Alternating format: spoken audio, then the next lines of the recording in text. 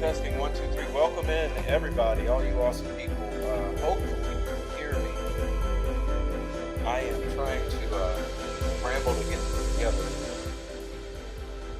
Welcome in, welcome in, welcome in. Who do we have here? Lots of people, lots of chat to deal with. So let me make sure we got sound, and we'll be rolling. Let's see what we got going on here.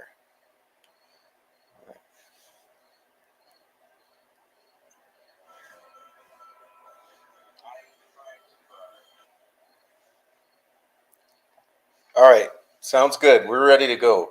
Thank you very much. So, who do we have here? Damn. Let me catch up with you guys. Let's see. We got starting over at the beginning. Let's see. Who do we have here? Let's see.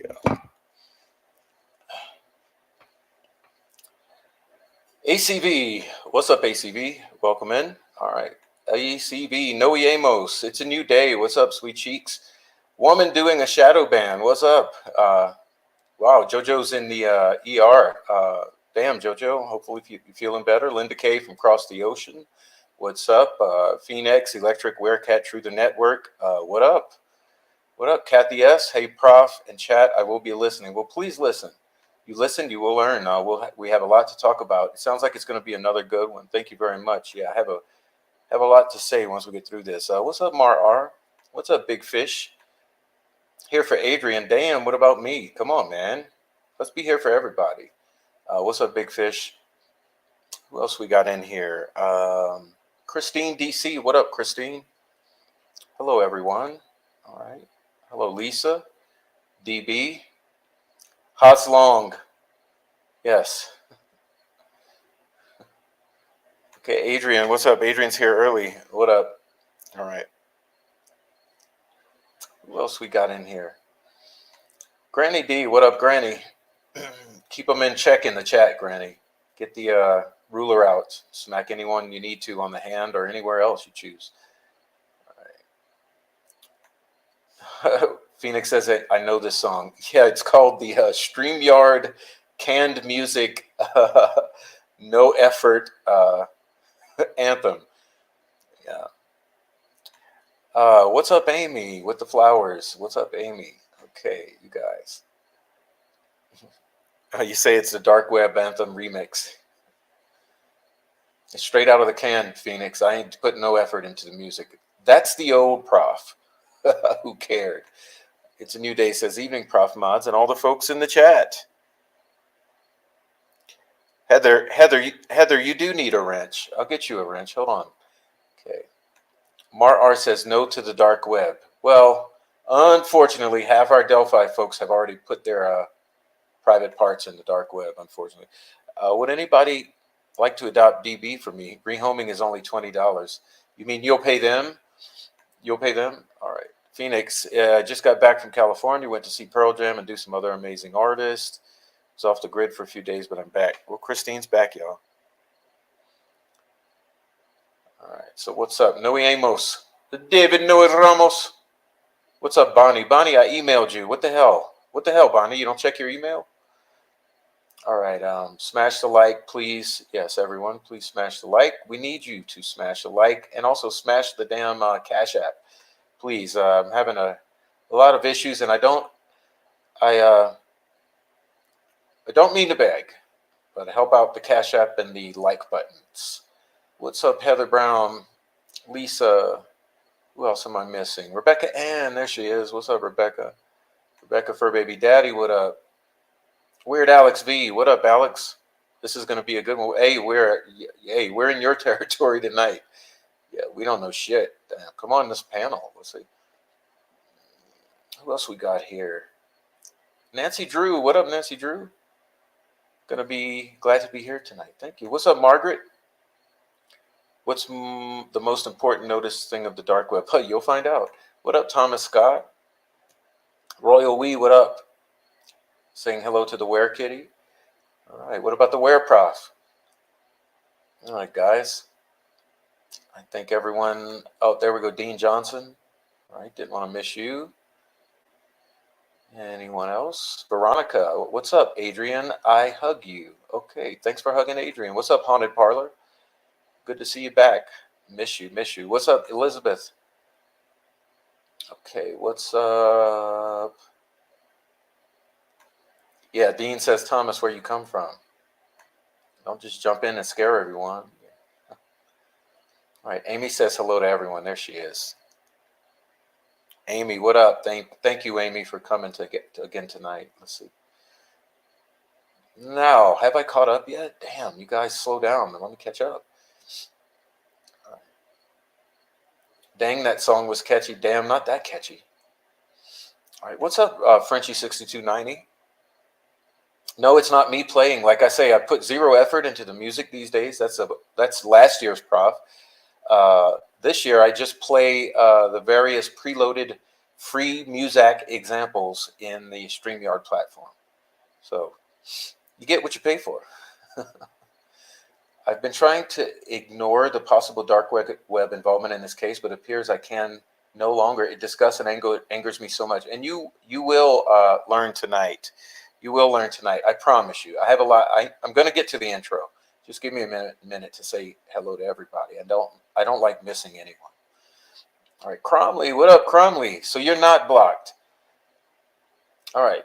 Damn, nobody blocked Cromley. Okay, if you block Cromley, I'm taking the wrench. All right, so Digital, what up, Digital? Digital, we miss you too. Driving tonight. All right, do your lurk. Brutally honest, never seen you before, but welcome in. Welcome to the Prof Show. Enjoy the chat. It's the friendliest place in the true crime community, guaranteed. Rick H says, hooked on Muzak by Otis and the Elevators.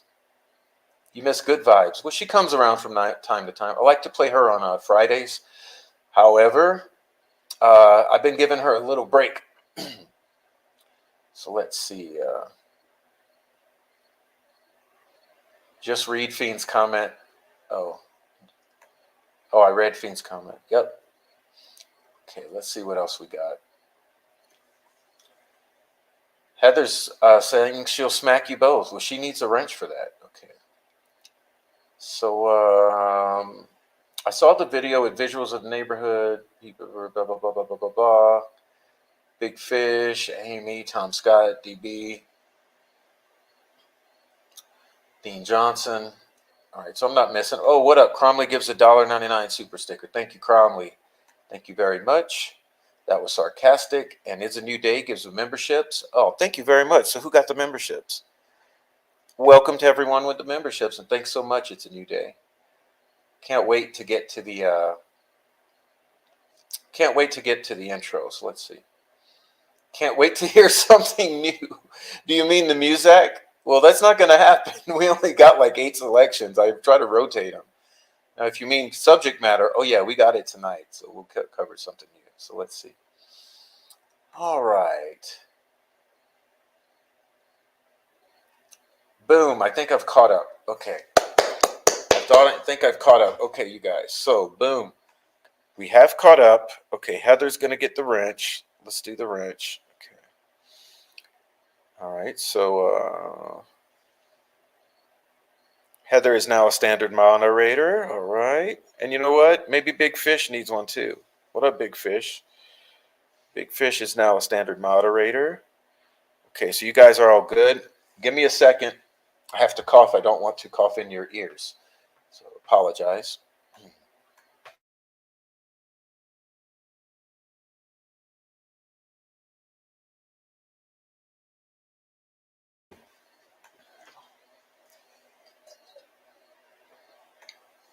All right, Goddess, welcome. You're running a little late, Goddess. You almost missed the greeting. So welcome, Goddess. Now, Hard Candy. Hey, long time no see. Thanks for being back in the chat. We miss you, Hard Candy. All right. Big Fish says power. Are you power tripping? All right. So now listen up. Listen up. Tonight, okay. Tonight we are welcoming a very special guest, and that is Adrienne from Enlight in the Dark. And not only are we welcoming her, but it's a little unconventional, unusual first-time format for me, which is it's a true collaboration tonight. So it's not just a guest, but tonight's show will be a true collaboration, first of its kind, with Adrian from Enlight in the Dark. And if you know Adrian and her channel and her wonderful productions on her channel, you know that you are in for a surprise. And not only that, you're in for an educational experience that's very well put together. And so you're going to experience that. And the subject matter tonight is the dark web, organized crime, discerning rumors, speculation, and how this all ties into the Delphi murders. And I promise you, I do promise you, after tonight, there will be no doubt in your mind whatsoever that the Delphi murders ties into the dark web. And that's a bold claim, but I promise you, I guarantee you, after tonight, you will have all the proof you need to be convinced that there are dark web connections to the Delphi murders. So we will get there, though. As you know, with my shows, sometimes it takes quite a while to get through all of the proofs that we like to submit for your perusal. So we'll have to get through the proofs, but I promise you, you will have all the proofs you need to come to a conclusion. And I'm certain that you will be convinced that, unfortunately, there are some less than pleasant circumstances regarding the connection of the Delphi murders to the dark web uh, and various criminal enterprises that use the dark web as a platform. Anyhow, I wish the subject matter was lighter, and I wished it was more of a good time. But sometimes we got to get through the seriousness of things, um, and then we can laugh again. But however, I hope that you in the chat will. You can go ahead and have your party in the chat. You know, do what you got to do in the chat, and have the good vibes in the chat. Even if we're serious, we don't mind you having a good time. The chat is for you. The screen is for us. And tonight it will be me and Adrian. So that's what up. DB says, I thought the dark web was Discord this whole time. Yeah, no, that's called the cesspool of the internet. Discord. The absolute worst place on the internet is anyone's true crime Discord. So there you go. So I appreciate you guys. Welcome in Jessica Freeman. Okay, Jessica Freeman, I just found your channel. It's become a favorite. Well, thank you. All right, so glad you enjoy it and welcome. And we hope that you all enjoy each other in the chat. Please don't time out my friends or do anything extreme unless they're absolutely being out of control. So let's keep it that way. Now, there's so much to cover. This show will be presented in two halves, as I usually do. So let's get ready to get into it. Our first half will be a basic introduction to the to what the dark web is and what it is not, and some context for you. So so sit back, enjoy your chat, get something to refresh yourselves with. We'll slowly move into this entire show. So relax, take it easy, kick back, okay? And we'll be doing it that way. So let me help Adrian out here and give her a way to get onto the show because I did not prepare and send her the link. Totally failing tonight. So all right, so let's see if she'll come on in and we'll get started momentarily.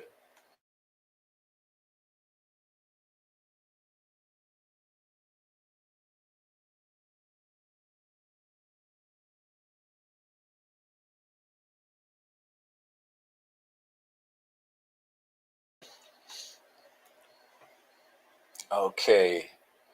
Frenchie says, I have searched the dark web via Tor Onion browser and Yandex and and not found anything other than normal Delphi stuff, same as what is on the internet. Right. Well, that's why we have anecdotes and evidence for you tonight, Frenchie. So thanks so much for chiming in. And we hope you enjoy it too. It's going to be biblical. Yes, it will. Yes, it will. We have an amazing show. I can't wait to bring Adrian in and pull up the presentation. Haunted Parlor says full moon in Aries. Oh, there she is. Hey. Hi, can you hear Hey, me Adrian. okay? Yeah, we hear you and we see you. How are you? Good. How are you doing? All right. Your lighting's much better than mine. Congrats on that. Thank you. All right. So we got full moon in Aries, October 17. Oh, That's hell coming up. yeah. Charged up emotions and arguments, quick to Oh, fight energy, expect the unexpected. okay. Well, what's going on tonight? How about tell us about that? Yeah. What's going on Well, tonight, Parlor? Okay. Vaping the 93%, I'm pretty dangerously or pretty dang relaxed. nice. Very nice. Well, welcome in, Adrian. How was your day? Good, good. Pretty productive. Definitely good to have talked with you beforehand too, just to kind of get the lay of it. So, yeah. I'm actually looking forward to this too. So. Yeah, everyone, please welcome Adrian. Clap, clap, clap. We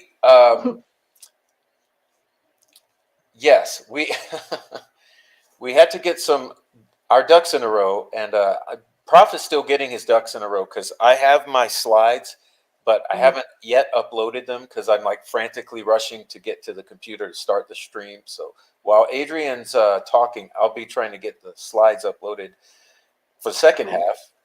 Let's see. Okay. Adrian's beauty shines. Hmm. Thanks, guys. Oops. Oh, is that what's the light? That's the light. Nice. Okay. Uh, Adrian looking so pretty. Love the earrings. Thank you. Thank you. Bonnie says hello. Hi, guys. Hello. Check your email, Bonnie. Okay. Hi, Adrian. I'd like to apologize for losing composure and yelling at you last time you were here. Says Noe. Oh, it's okay. Water to bridge, Noe. Okay. Oh, Yeah.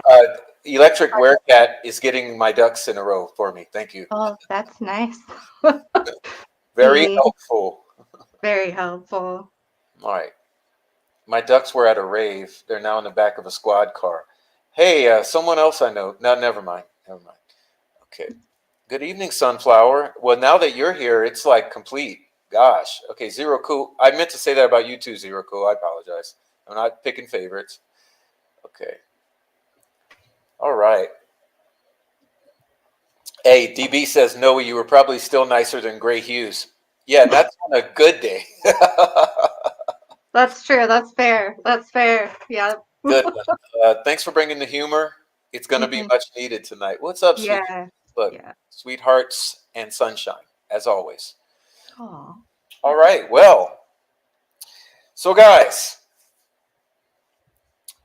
we've had rumors. Okay, like this has been the most bothersome aspect of the Delphi murders for me. Is the rumor mill and how because of the misinformation and disinformation and the lack of discernment,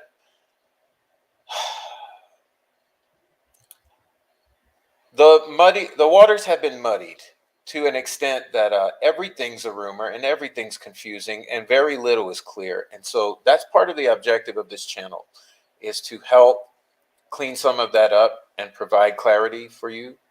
And we are really hoping, and I know Adrian will echo this, that we are really hoping that all of you guys, this entire community, whether we like you personally or not, we want this entire community to gain some clarity, especially at this important time.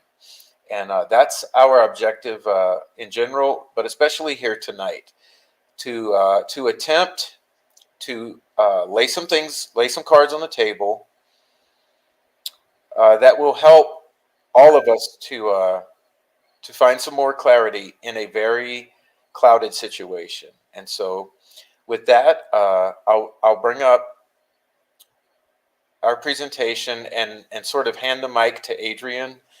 And and I just ask you all to please be patient.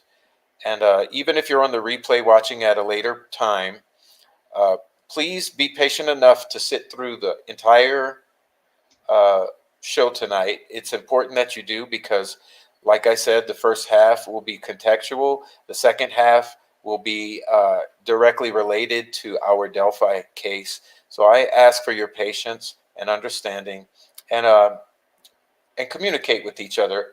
Most important of all. Okay. So with that said, let's give a round of applause again and welcome Adrian and give her our attention because I'll be sitting back and listening as she gets started here. Okay, cool. And Yeah. I want to thank her again for contributing this very engaging collaboration here. So thanks so much for Adrian. You're welcome. I don't know how good it's going to be. I was basically just educating myself on it. So, um, we can go to the next slide if you want. That was just the title page. Okay, so to discern is to perceive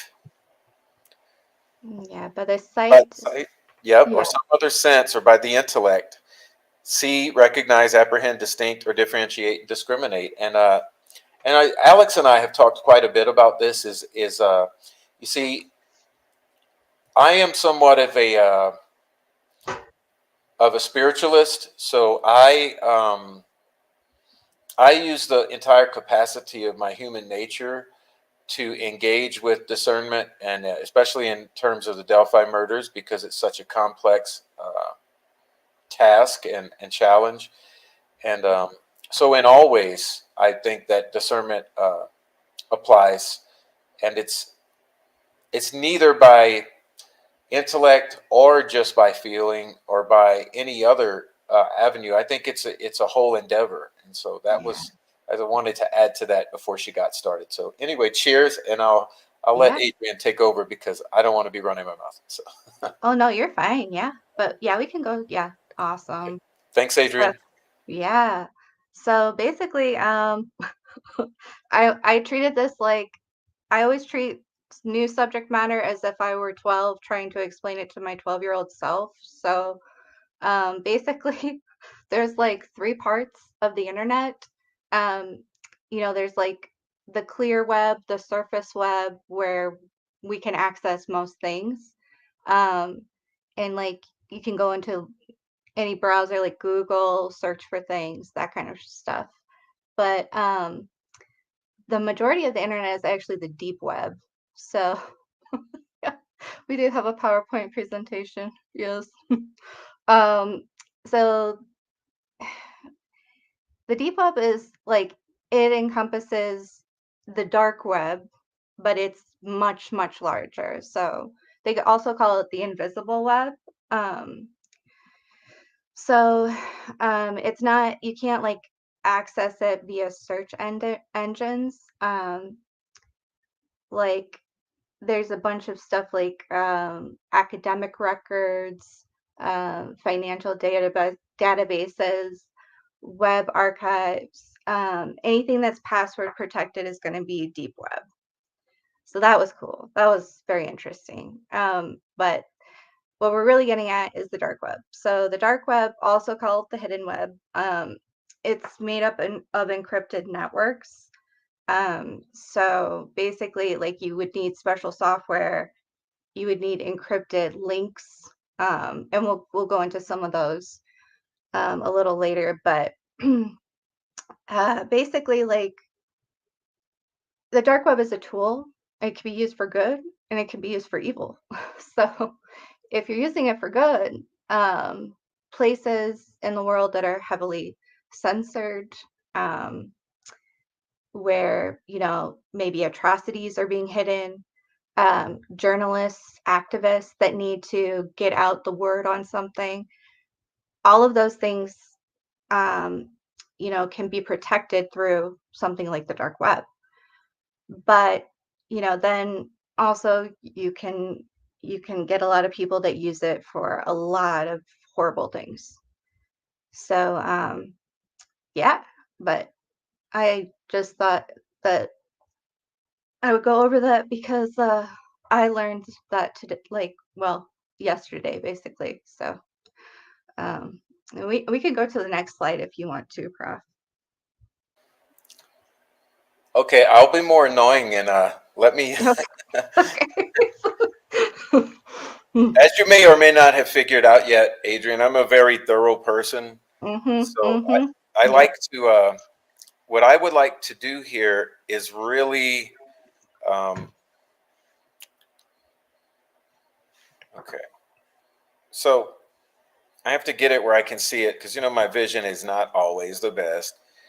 Yeah, mine either. So basically, I just want to reiterate what Adrian was saying is that we've got basically the global internet, okay? And for the most part, we all know the clear web, which is what we call the internet. That's Facebook, your Instagram, your dumb shit, this YouTube's, all the stuff. Um, you've got the dark web, which is what we are specifically pointing towards tonight, which would be a variety of things. And we're going to be getting into that thanks to Adrian here and Alex. I want to also thank Alex for helping with some of this. We will be getting into what the dark web really is, like a variety of aspects of the dark web. And then she's correctly saying that then there's a deep web, which is still, it's basically all the internet that holds stuff, but you don't really engage with. So, enough of that. Let's. Um, so I'll let Adrian take back over, and I'll try to Oh, not yeah. chime in again for a while. Oh, But no, no, you're cool. Yeah. yeah, Basically, like, so like I was kind of saying earlier that, because of anonymity, the dark web can protect, like, people that need to remain anonymous, but how that's done is really through encryption.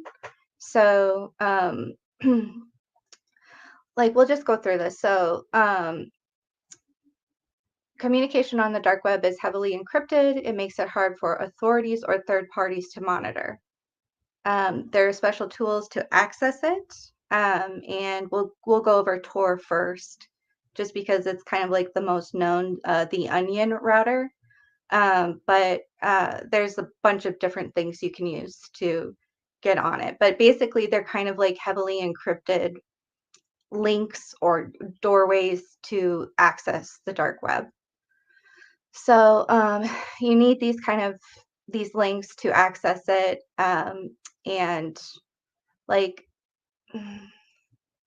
depending on, I guess there's like multiple different areas that you can access, and I didn't really go into that too much just because it was getting long and confusing enough. But so if we start off with Tor as one of the tools to access the dark web, it's a tool designed to provide a high level of true anonymity when using like the dark web, but also the clear web. So you can connect the internet through the Tor network, and then the connection is routed through at least three random nodes, different servers or computers that talk to each other. And then the data is being re-encrypted each time it passes through that server or node. So only at the entry point can you see your real IP address. So as you go through those different nodes, though, as it's moving you around, um, the different everything still stays encrypted, except like for Tor, when you come out at the end, there is a possibility that some of the data um, can be traced back to you. Hence why Tor is not the only link that you can use to get on to the dark web to evade um, detection. So, yeah, basically, like I just wanted to explain Tor because Tor was like one of the main things that everybody started off with, but now there's a whole bunch of different ones. So yeah, we can go to the next one if you want. Yeah. So there's all these tools for prioritizing privacy and anonymity. Um, so it's essential for accessing the dark web for communication and file sharing. So we have Tor, the onion router, and that's just anonymous browsing access to dark websites. There's the Invisible Internet Project. It's a decentralized network that will keep you anonymous for secure communication. There's Wicker. It's an encrypted messaging app for private communication. Mega, that's encrypted cloud storage for secure file sharing. Telegram. Telegram was just in the news. Um, through the surface web, it's often used for encrypted anonymous group chats. Signal, an encrypted messaging app for private conversations. And then there are peer-to-peer networks for decentralized file sharing. And when I looked that up, it was for a lot of professionals, like maybe in medical fields, health fields, um, stuff like that, where you maybe would have large amounts of information that you could swap back and forth. Um, oh, okay. Say encrypted, not safe site. Yeah, sorry about that, Bobby. Yeah, it's not safe for anybody to use necessarily, but yeah. So so basically like just to go over some of these guys, Wicker and Signal will generate encrypted links when you're sharing files or messages. Mega offers end-to-end encrypted file sharing links. The Tor and the I2P um, anonymize browsing and communication, but don't specifically generate encrypted links. Rather, they encrypt the entire browsing or communication session. Hence why at the very end, like you can kind of detect if people are using Tor once it's once you are exiting the exiting node, it has become more compromised, basically, where people can pick up on some of your activity and movement. So these links ensure privacy, secure data transfer, and protecting users from interception or surveillance. So yeah.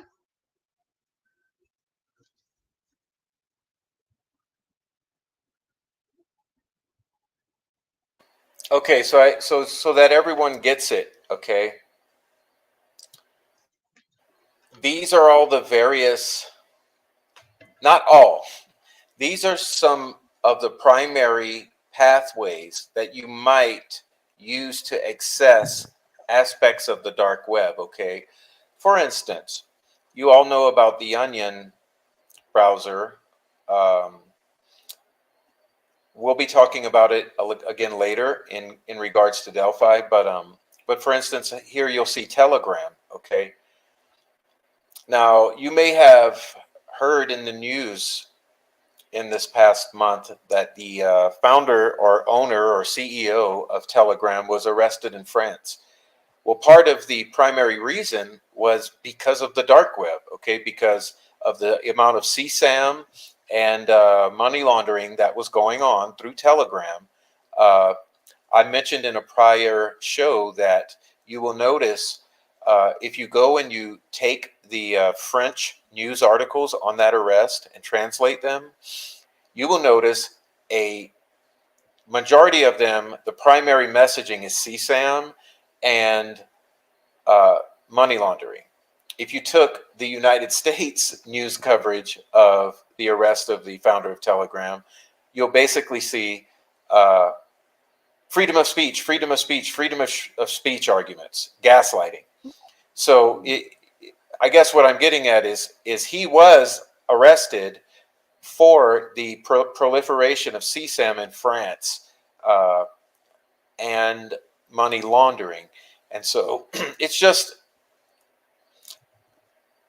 an example that Telegram, the privacy that it enables can be abused and was being abused. And despite complaints, the French authorities decided they were not going to stand for it anymore. And so um, that's the sort of thing that unfortunately, we know that we are plagued with a uh,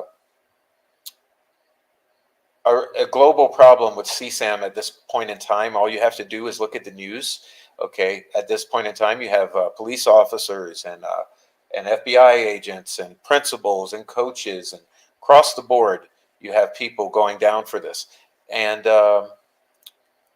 you have to understand, it's not just the guys with the like on my avatar. I mean, on the thumbnail with the hoodie on and on the computer with the dark lighting. It's not just your idea of what a hacker might be that is accessing the dark web, but it's the old high school football coach sitting in his office, or the teenager riding the school bus on their phone on Telegram, that can just as easily access all of this illicit material. So enough. I just wanted to have Oh, that's everyone great. understand, who doesn't already understand, that all of these icons you're seeing, they're sort of like pathways, just like Signal. You see Signal there. So anyway, let Adrian move on, and I keep interrupting, but No, that's great. I'm glad. Yeah, please feel free anytime. I'm trying to catch. I know a lot of our listeners, they might not be up to speed, so I hope that answers. And don't worry, at the end of the show, we're going to have a Q&A,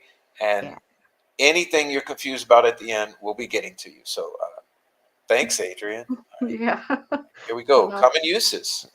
Okay, yeah, common uses. So of course we're gonna get to some of the bad stuff. But basically, since we're going to kind of cover the dark web more through like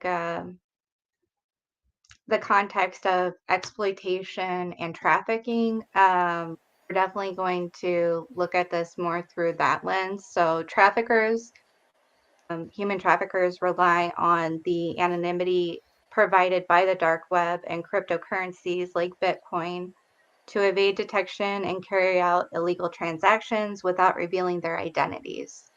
So there are some legitimate like purposes and like uses for the dark web. So like I don't want to just say that it's terrible, but overall I think it you could probably make a good argument that it does more bad than good. But for the good, it does provide anonymous communication.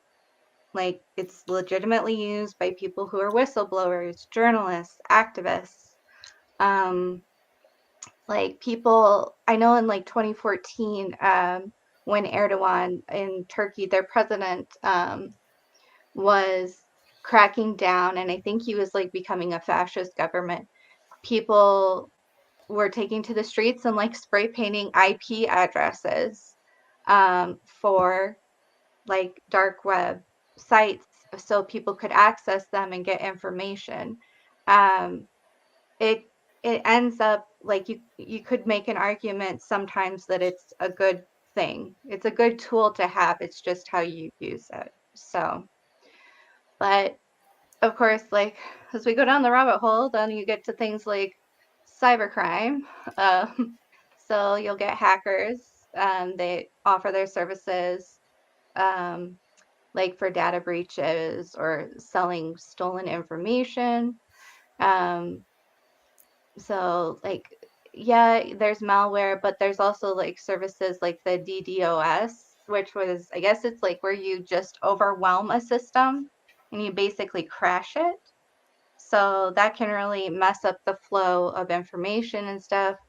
Um, but all of these things can be found there. Like if you're like, hey, I really need this thing to crash this server. So I thought that was interesting. There's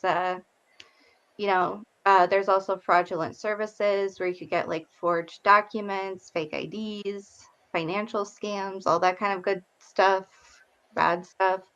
But then, um, black market transactions, you'll get stuff where sites or websites will host like illegal goods. Um, Basically, like, mm, if you guys know about like Silk Road or what was it, Alpha Bay, a lot of those big sites acted as banks for cryptocurrencies, where then vendors would like be signed up or like be a part of that system, but customers had to go and put their money in the bank, the bank of like Silk Road or whatever, in order to do the exchange with the vendors. So it kept everything encrypted, but it also slows everything down. So it's a very slow process too. But like if you are looking for illegal goods, drugs, weapons, counterfeit currencies, um, like stolen data, and then of course, like in very extreme cases, you'll get your trafficked or exploited individuals who can be bought and sold.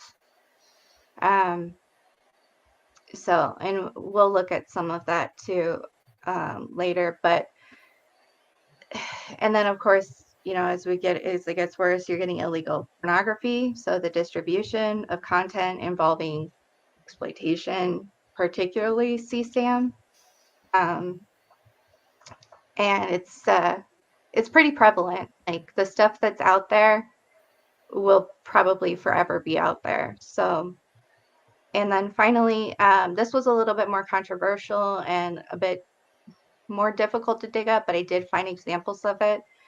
You'll get your websites that depict real life violence, accidents, deaths, or injuries. They'll feature videos or images of extreme violence, including footage from crime scenes, accidents, or war zones. They're often called gore sites, and these platforms often source content from various places. So, um, including like user uploads, but most of those uploads are going to be,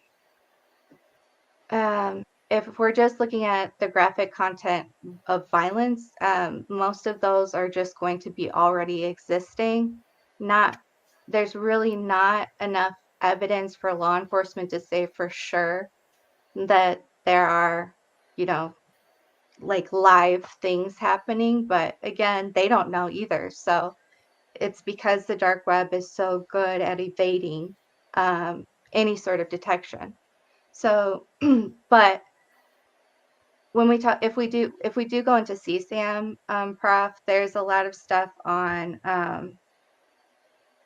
there's a lot of things where in order to access like a certain site, you have to provide your own new CSAM in order to like be a member of the site, which is pretty awful. So, but yeah, those are some of the things that you can get up to on the dark web, unfortunately.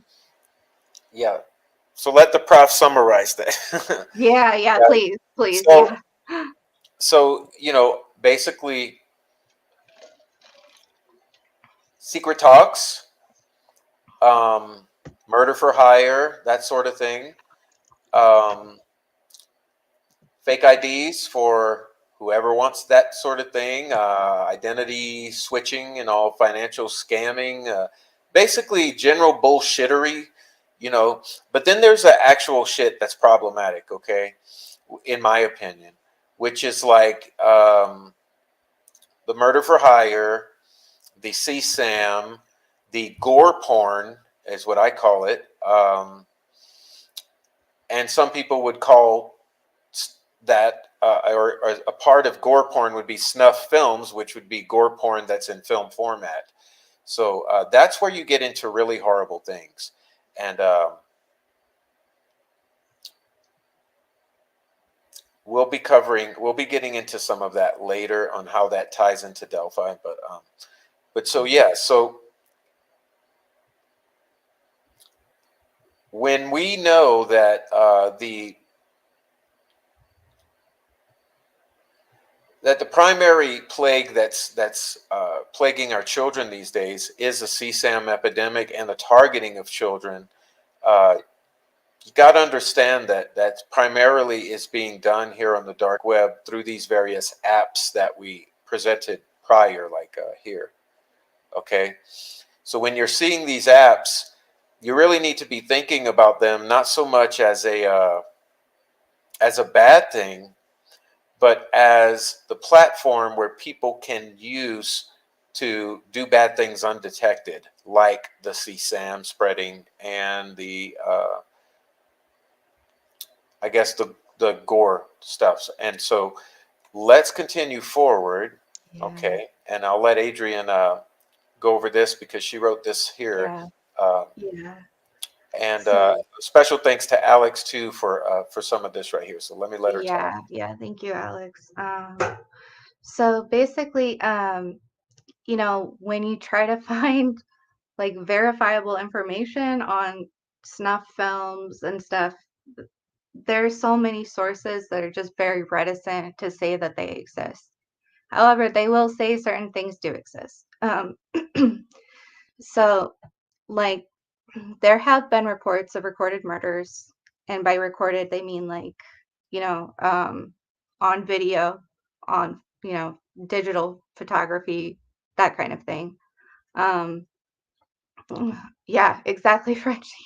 Yeah, and they've had the internet for such a long time too, dude. Like the fact that there's like rudimentary stuff going back to World War II kind of stuff. Um, but yeah, so they've been like the state has been interconnected for much longer than the rest of us. But um, so basically, there have been reports of recorded murders or quote unquote snuff, what people call snuff, allegedly being shared on the dark web. Um, Concrete verifiable instances are rare and difficult to confirm, but I think you will find that once you look into what the FBI shows and whatnot, that there are those things do exist. They do exist. So uh, the dark web's anonymity makes it challenging to track and authenticate such content because, again, you're going through so many different servers and just the different way that some of those things, some of those apps are good at, like definitely hiding not only like your location or anything about you, but not like the stuff that you're exchanging too. So, um, while some videos depicting extreme violence or alleged murders may circulate in hidden forums, many stories, such as the Red Rooms, where live killings are supposedly streamed for paying audiences, are often treated as urban legends without solid evidence.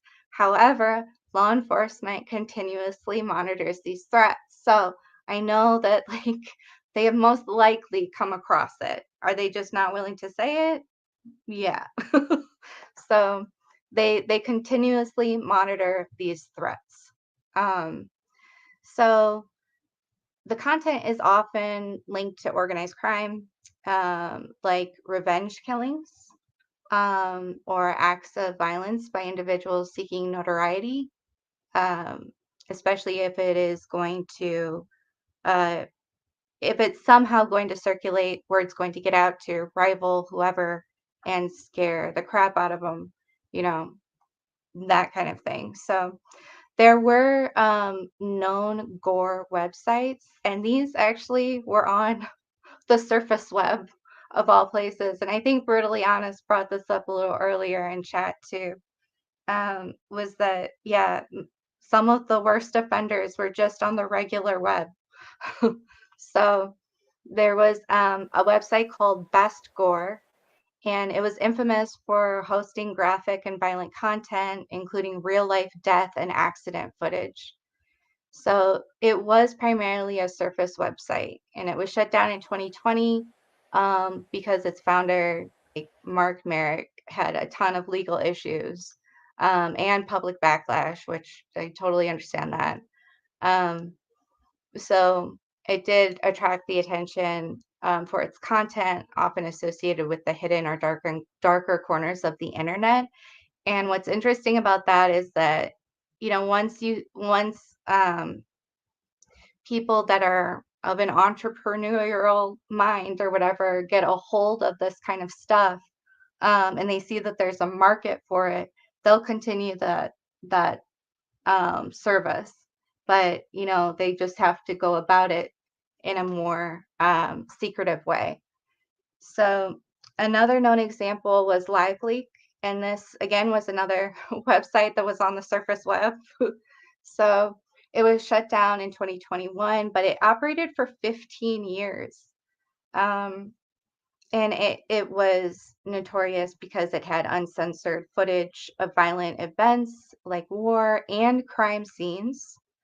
So the founders of like LiveLeak decided to close it due to the changing landscape of online media and to focus on other projects, but I'm sure they also ran into legal issues.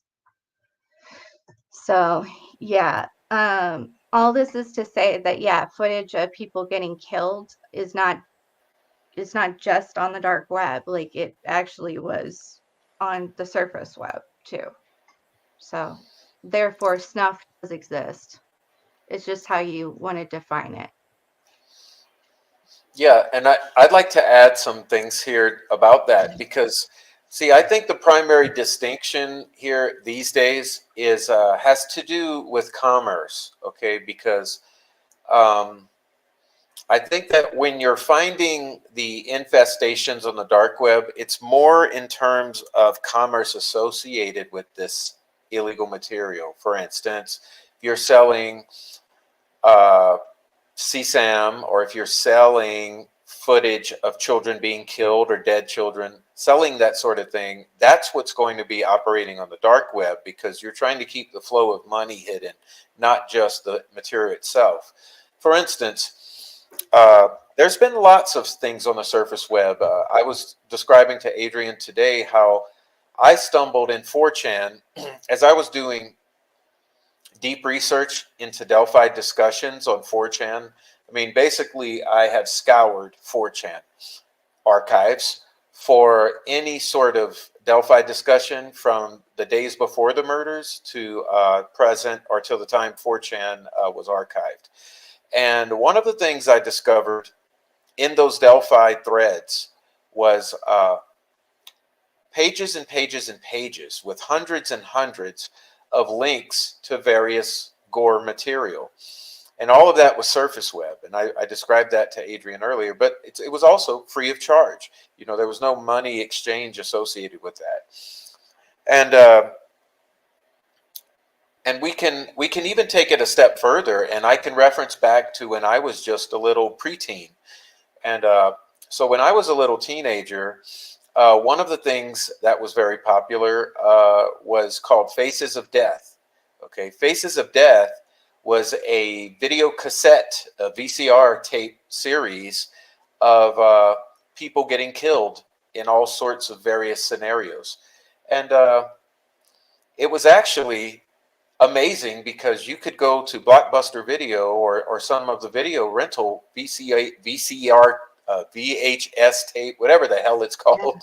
Yeah. And you could rent the video cassettes of these Faces of Death tapes, and there were several, and they were horrible. Uh, so it's like, listen, those things will exist, and it's not so much the shaming of the fact that that exists, because sometimes it's good to see things like that. For instance, if you want to see victims of the warfare that's being thrust down upon people in third world nations, it might be a good wake up call to the privileged people in this part of the world to see that there are actually dead children because of warfare around the planet. Okay, but I think there's a fine line between that sort of documentary footage that journalists would be interested in showing reality versus something that is exercising a black market commerce exploiting the murders of children or the sexual abuse of children and that sort of thing. And so that's where there's a very big distinction. And I think that that's where we're talking about the fact that you're going to have surface web as well as dark web occurrences of that. But the infestation is always going to be, and let's go back because this is a very important slide here.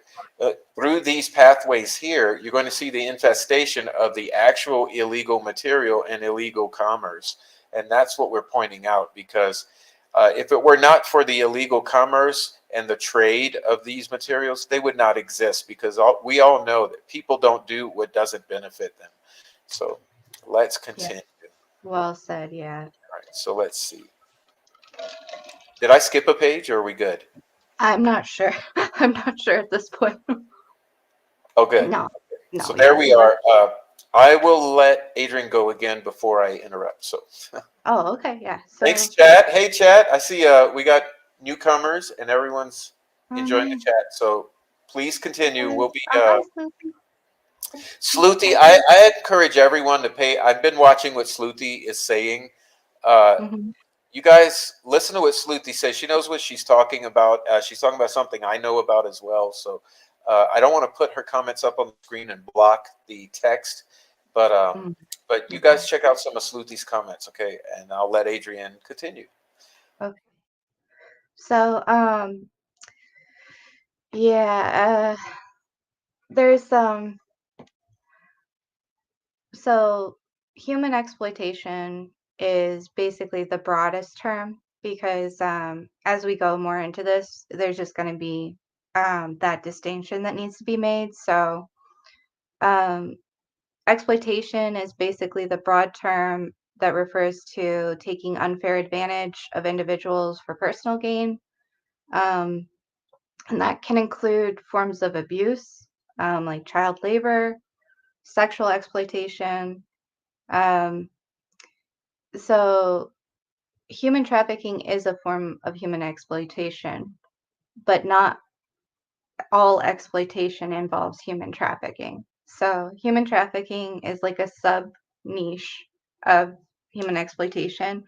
And this is the illegal act of recruiting, transporting, and or harboring people through force, fraud, or coercion for purposes of exploitation, such as forced labor, sexual exploitation, or organ harvesting, which is also a thing. So victims often have their freedom and autonomy stripped away, and they are then controlled by the traffickers for profit. Um, and so, Can I do you? interrupt here for a Yeah, moment? go for it. Yeah, I don't know if you want to go into this or not. Okay. No, I do, but I would like to interject because I don't know how many people will remember that a couple years ago. Do you guys remember that a couple years ago in San Antonio, there were 50 plus migrants or illegal human smuggled or trafficked individuals from Mexico that were smuggled across the border, and that there were more than 50 in the truck, but in the back of this 18 wheeler in San Antonio, more than 50 human beings, men, women, and children, died because of the extreme heat as they were being transported from Mexico to Texas. And those poor people were banging and screaming and doing all they could to alert the truck driver, who ignored them. And then uh, it ended up that there were just dozens and dozens and dozens dead, more than 50. And the truck driver now is facing those many murder charges. Like, imagine what he's facing. Okay. That is a form of human trafficking. Now, you might look at it with sympathy, saying, well, those poor people wanted to get across the border. But don't you think that there's profit involved here? Okay. And we lost the lives of more than 50 beautiful Mexicans, I'm sure. And it almost brings me to tears just thinking about it, because I couldn't imagine. But check out the God. news if you missed that. Yeah. Yeah. Sorry. No, yeah, you're good. That's kind of a common story, especially down here in Arizona, you know. But so this was really terrifying for me. In the US, an estimated 300,000 minors are exploited annually, often through sexual exploitation and or forced labor.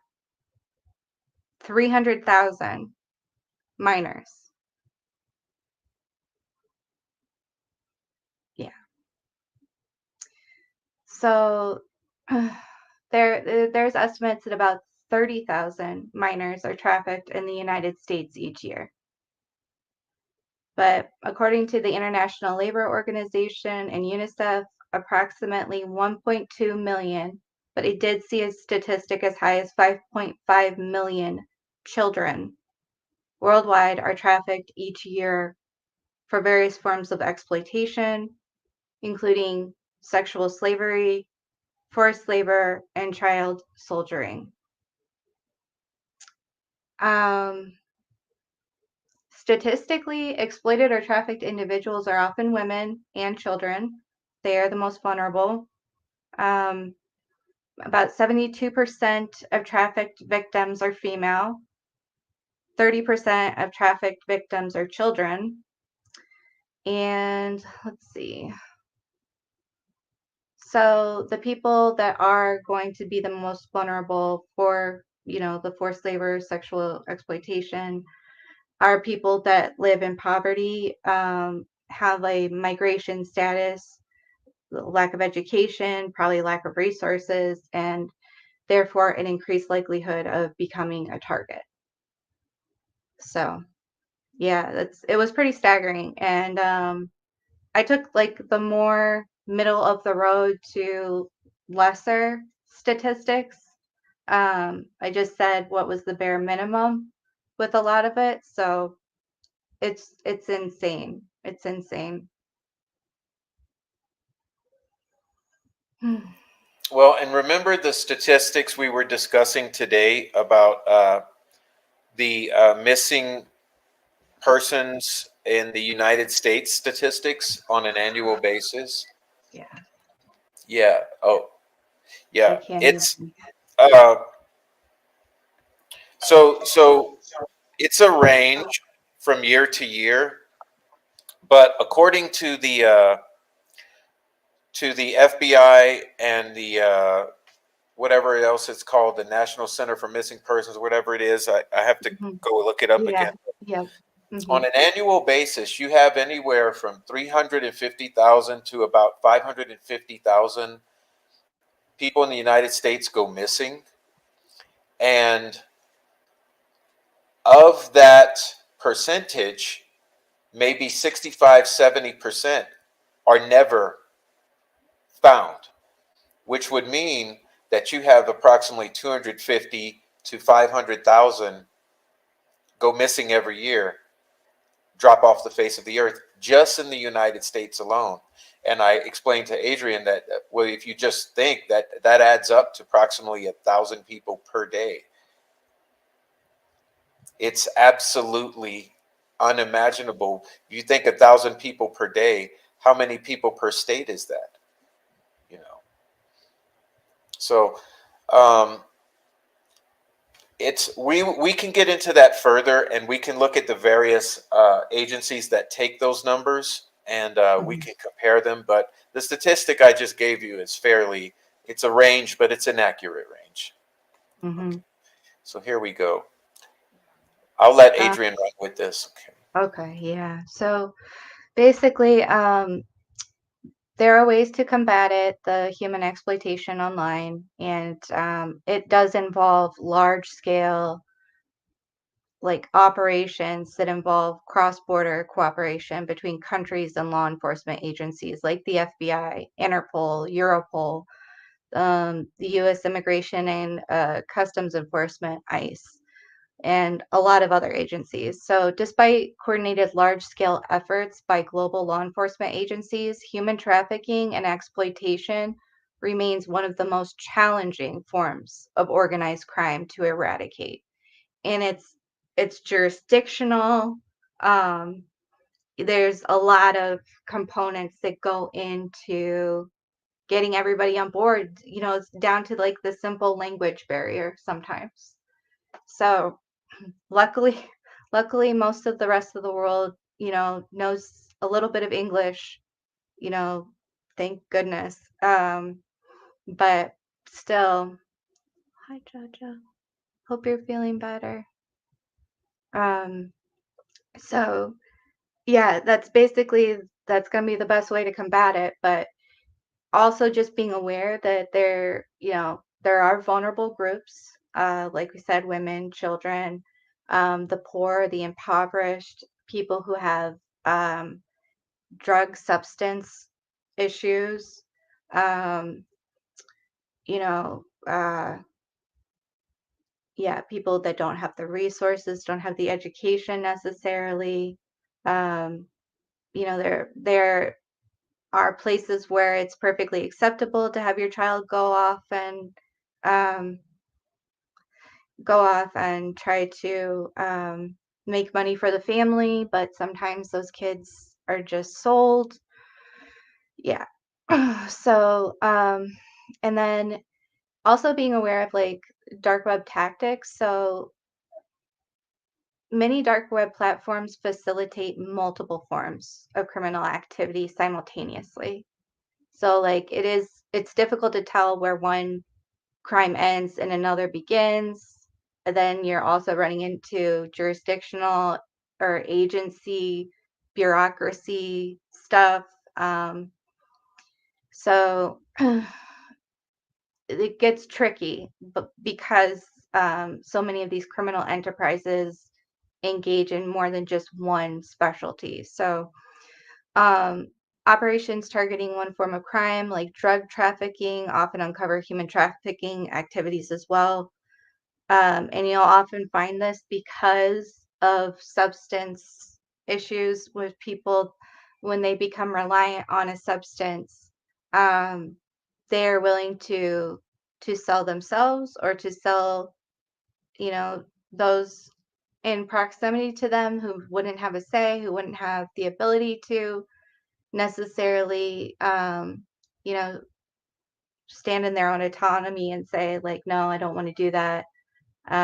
They wouldn't know better necessarily. So as human traffickers increasingly use the internet and dark web platforms to operate, law enforcement agencies have developed digital investigation units to track and dismantle these networks. And one of the cases that we're going to look at, it's going to come down to the money, follow the money, follow the cryptocurrency, basically. So yeah, but yeah, those are some ways that we are trying to combat it right now. And yeah, that's exactly right, Julie. Human trafficking occurs right along with drug trafficking. It goes hand in hand. Yep, because they're using and reselling humans, right? Yeah, it's So, an economy. It's an economy, and one thing geez, let me read this before I'm covering your oh, you're your fine. You're beautiful fine. face. Pardon me. No, you're fine. Human trafficking occurs right along with drug trafficking. This goes hand in hand. Human trafficking regarding use, selling of humans is now a greater industry. One must be chemically altered to continue. Um, Julie, thanks for coming and dropping that. Listen, yeah, and that's so part of my theory here, and it's not a theory. It's because I spoke with someone who was infiltrated into the outlaws and for years, and what they say is that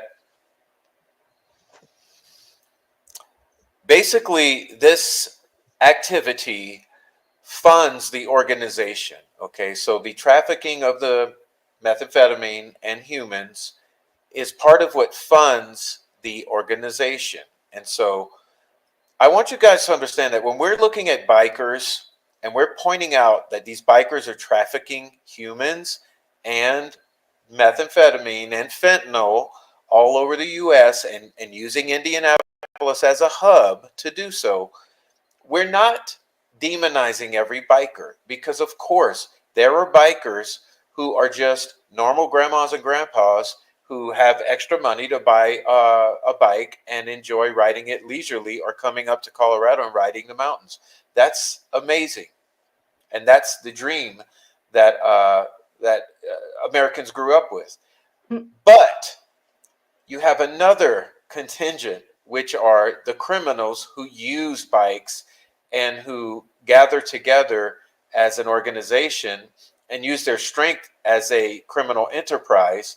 Uh, the biker clubs being their strength, so to speak, because they operate outside of the law. They have no regard for the law. They have their own law. And because of that, there's a lawlessness. Okay. Mhm. So it's Mhm. been known that from before the establishment of the United States of America, Indianapolis was a hub. Okay. As Indianapolis developed, it continued to be a hub. It's a hub that provides access to the entire border, northern border, all the way to the Rocky Mountains, to the west, on out to the Gulf South, on down to the East Coast, and to the Northeast. So from Indianapolis, this web extends on out, basically to 2/3 of the United States. And if you've ever looked at a population density map, you'll see that it's the majority of the populated area is from the Rocky Mountains eastward to the East Coast. So Indy, being the hub of this entire operation, um, it's no coincidence that the biker clubs and the meth trafficking, especially in human trafficking, uh, flows through Indiana. And so Indiana has a problem. And all of the criminality that we see infesting Indiana, it's not because of any one thing that's an oddity. It's because of logistics. The logistics of Indiana being a hub for all of the trafficking and all of the commerce causes it to also be a place ridden with crime. And anyway, I just wanted to add all that. And thanks So true. for all of you guys who are chiming in on that, because we don't want to be seen here as beating up bikers or beating up drug heads who are having addiction or beating up Right. uh, sick people. We want to be seen as speaking truth about what really happens by that was told by people who have really experienced. So anyway, God bless you all, and that's why we continue to speak the truth Yeah. despite all of the harassment. And oh, let's see what we got here. Okay, so I'm going to let Adrian fill you in. Fill you guys in on this very interesting thing that happened, because we want to talk about the good things that have happened too. Yeah. Okay, Yeah. so let's talk Yeah, about. definitely. Okay. Yeah, so this was one of the largest and most successful takedowns of an online dark web child exploitation network. And it was the Welcome to Video was the name of the site. And the operation was Welcome to Video Takedown. So it was a massive dark web platform dedicated to sharing and selling child exploitation material. So it was one of the largest on the dark web of CSAM, and it featured over 250,000 videos. And so the users would, of course, retain their anonymity by purchasing content using Bitcoin and other cryptocurrencies. So, of course, this is like a very, like, that's how you buy anything basically on the dark web. You need a cryptocurrency. So, there was a huge collaborative effort. Um, and lots of coordinated law enforcement agencies, so the DOJ, the Department of Justice out of the US, the Immigration and Customs Enforcement, ICE, Homeland Security investigations. That's another one that often gets involved in a lot of these operations, the HSI. And then the South Korean authorities, and then 38 other countries, including like Germany, the UK, Saudi Arabia, Czech Republic, Canada, and there's a list of other flags too that are noted down there. But basically, there are 337 worldwide arrests. The site administrator, Jung Woo Son, he was arrested. I think he was only held in prison in South Korea for 18 months, but that might have been because the U.S. then indicted him on charges, and I think he's currently serving time here. But so there were also site users that were arrested. So not just the downloaders of CSAM, but also the uploaders, people that would make content basically and then upload it. And in earlier operations, like thank you, Operation Cathedral, there was a thing, and I think this is still kind of how it happens, where people will upload, like you have to upload a certain amount of content before you can access the site or become a member of the site, which is really disgusting. So anyway, there were lots of global arrests for possession, distribution, and production of CSAM. And then so there were 23 victims that were rescued, and all of them were, I think, minors or children, basically. So children directly exploited by some of the site's users were rescued, and they were trafficked across countries. So, then again, you're also running into a jurisdictional issue.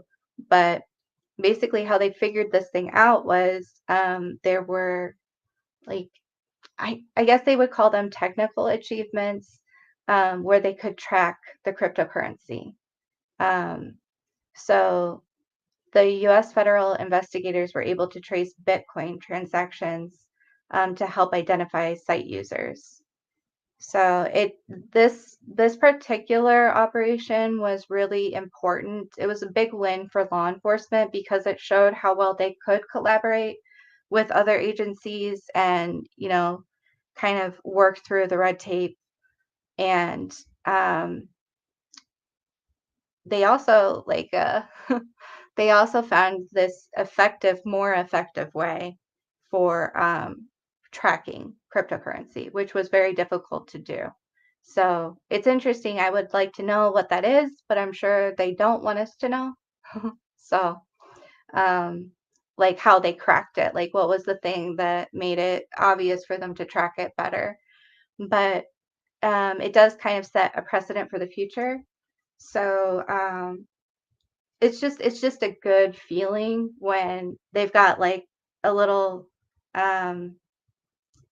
like a special tool under their belt or whatever it is that they uncovered here. But the welcome to video was in operation for a relatively long time, but oh my gosh, there were so many. There were at least 20 different operations that I came across, and I only wanted this to be 5 slides long, and it ended up, I think, being 10, but I really wanted to go over some of the other ones because so many of those operations are still ongoing. So, as negative and Nancy as I can be against law enforcement, like I think, I think they are still doing what they can. And I think it's wonderful to see, especially for kids. So, but yeah, so that's why I honed in on this one in particular. But yeah. Awesome. Awesome. Cool. Do you want to change the page, or you still? Oh yeah, we can. Yeah, sorry. I'm just Okay, yeah. spacing out. So yeah, a highlight, and notice that during this period, Delphi murders occurred, but yeah, Yeah, we'll be getting into Keegan Klein at some other point, but let's see. definitely. Okay, so Okay. closing out here with the presentation, Adrian put together a list of resources, and this is something I wish you would all screenshot. So what I'll do right now, I'll remove our mugs off the screen momentarily. Screenshot this in case, keep it in your phone in case you ever see some weird ass shit going down in these streets. So hold on.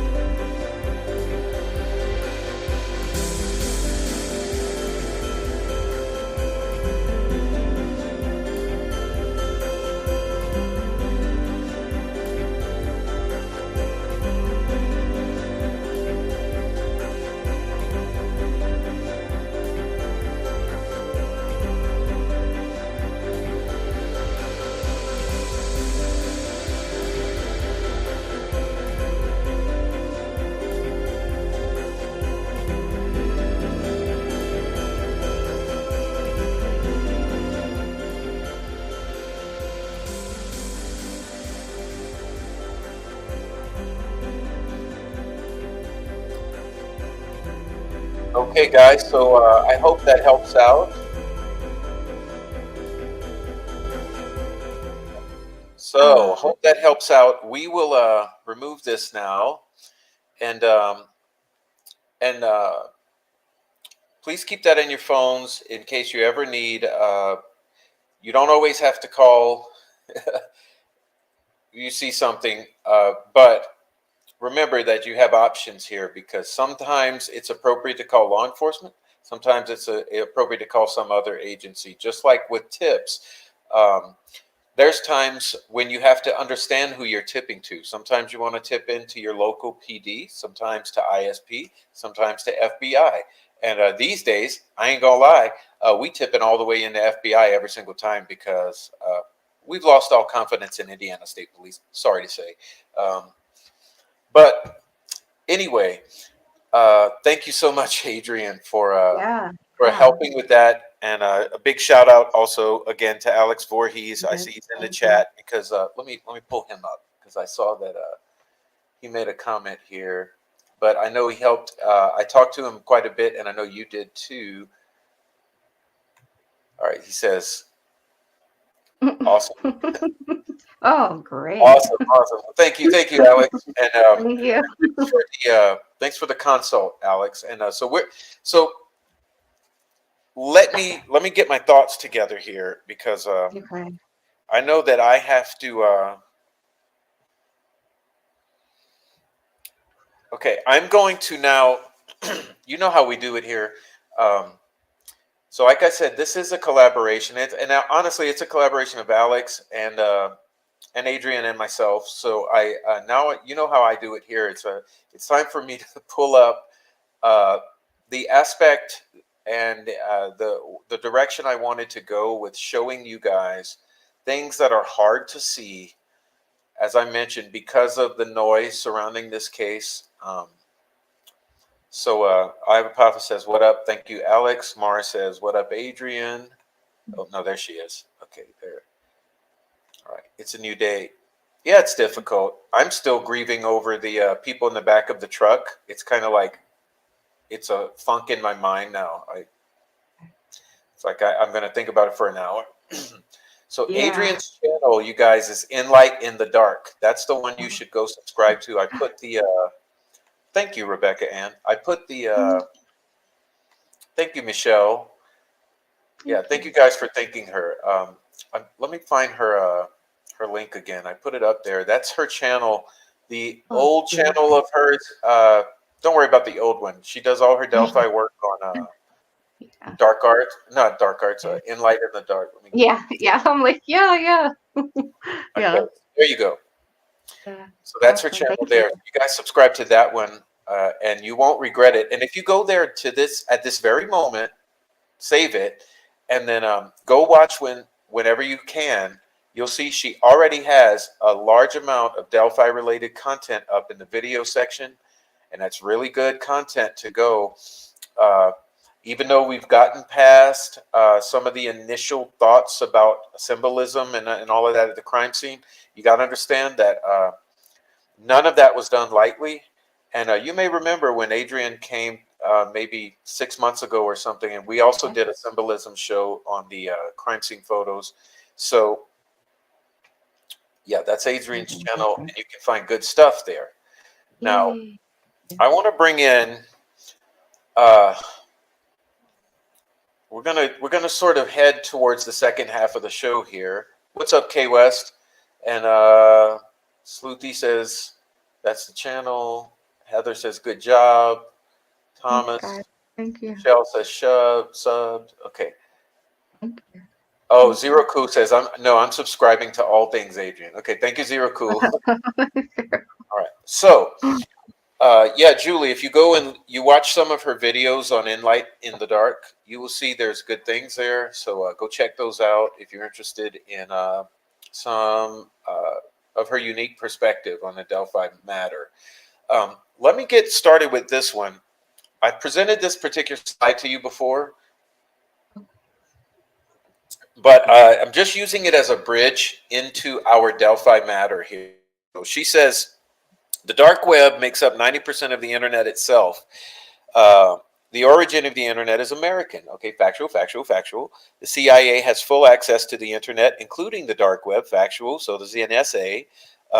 This case is global, according to Carter and social media. And we know it's global because you may remember that Carter went over to France himself to investigate the yellow or UBO aspect to this thing. And there's two aspects to it. One is that's how the crime scene photos were found on the dark web by Fortson. And secondly,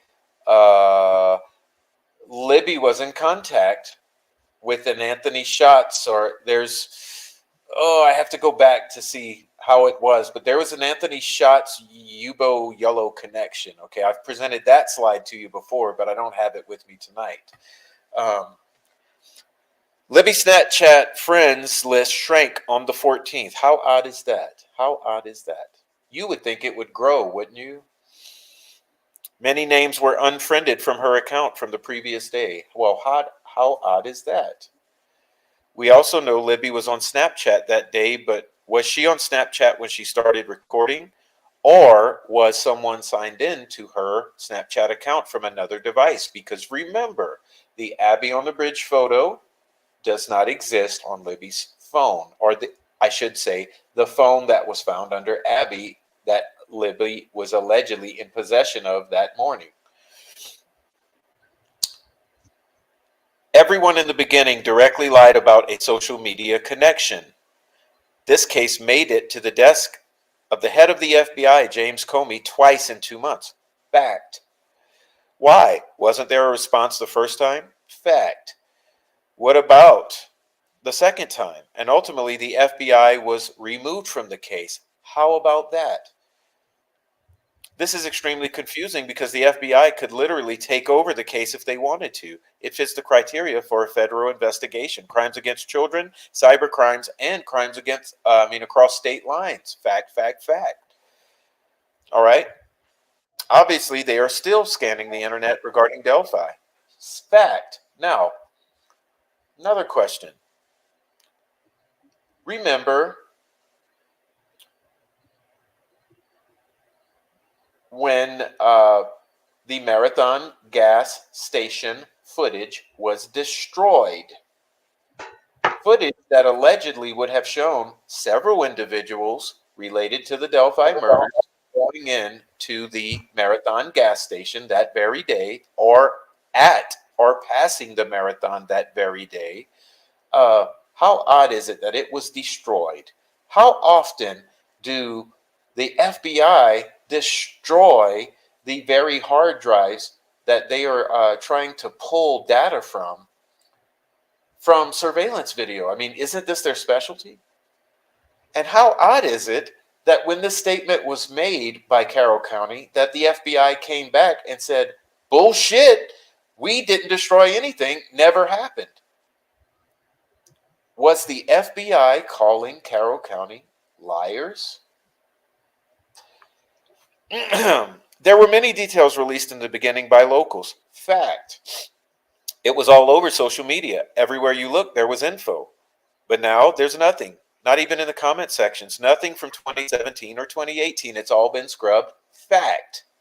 The dolls were a big thing, and I cannot find one story or comment about the dolls. That is an extreme amount of content to be scrubbed. But how did they know of every comment of every story in order to delete it?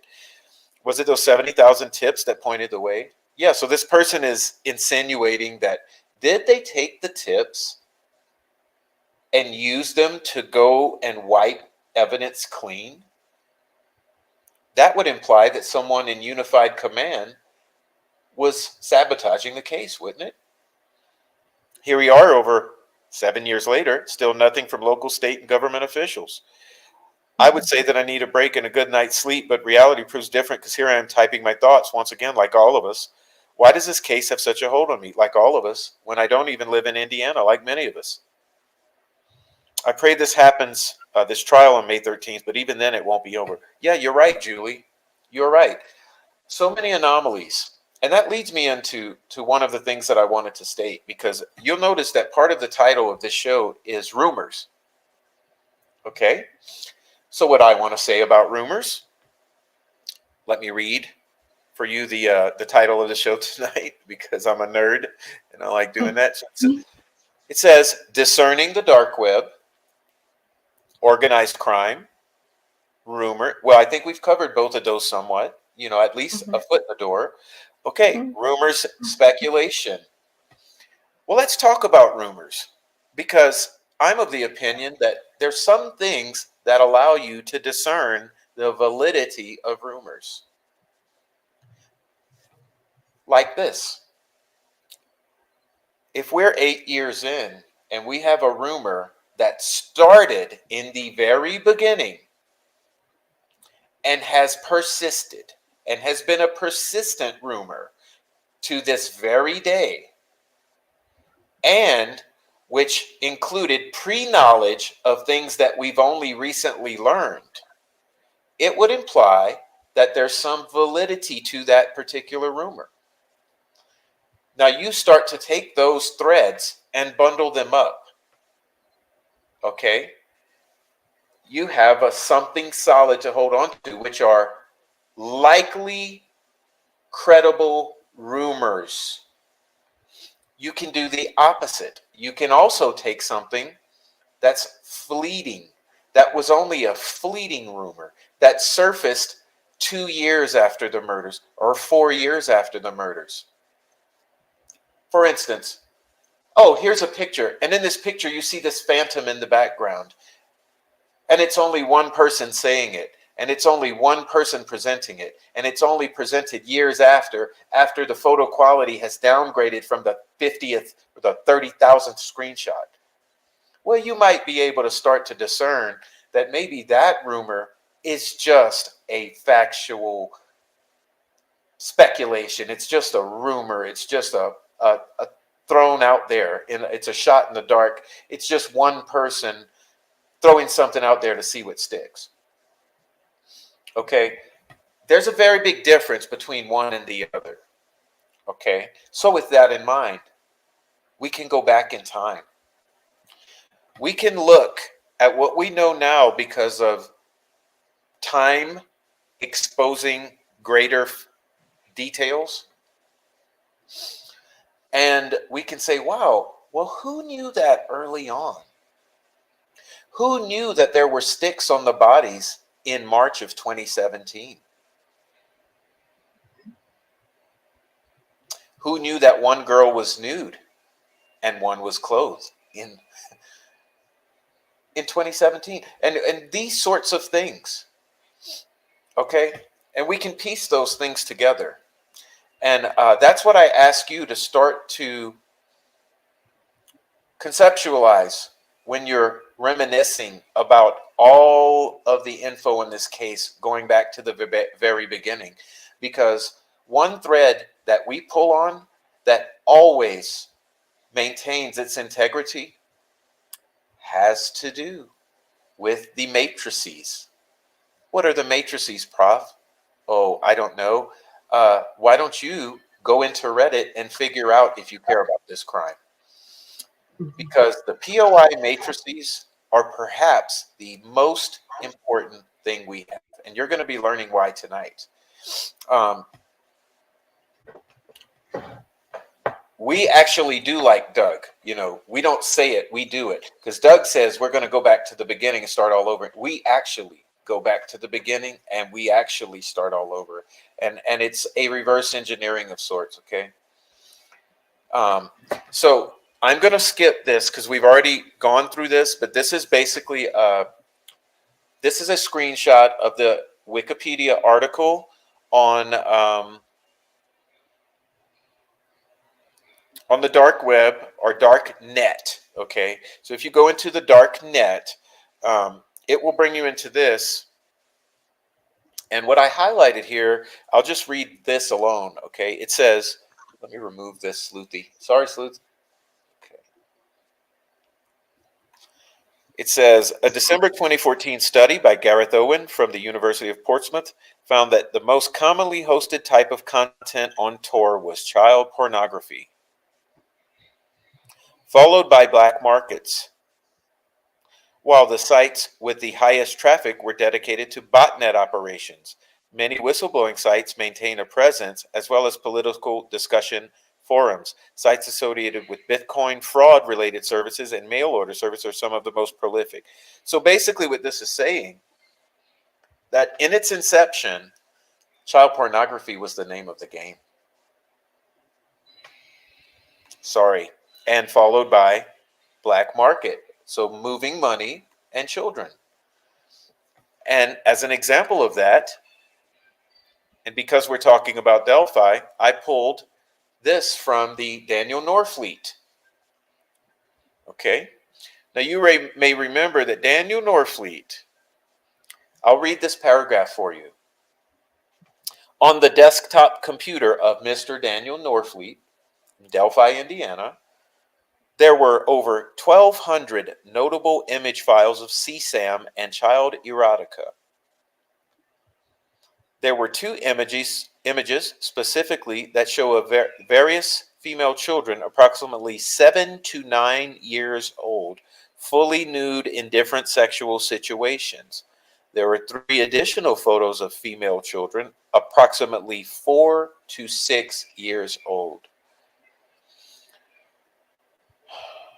fully nude in different sexual situations. Finally, there's a photo of a female child approximately 12 to 14 years of age, fully nude in sexual situations. Keep in mind that these are the ones that a doctor could verify. Okay. The search history on this device is comparable to that of the laptop with several searches for child pornography. Additionally, this device was used to access a peer-to-peer file sharing network called Ares. There are 18 search keywords documented, which only 2 different terms were searched. Those terms were PTHC and bestiality PTHC, which means that Mr. Norfleet was searching for preteen hardcore and preteen hardcore bestiality.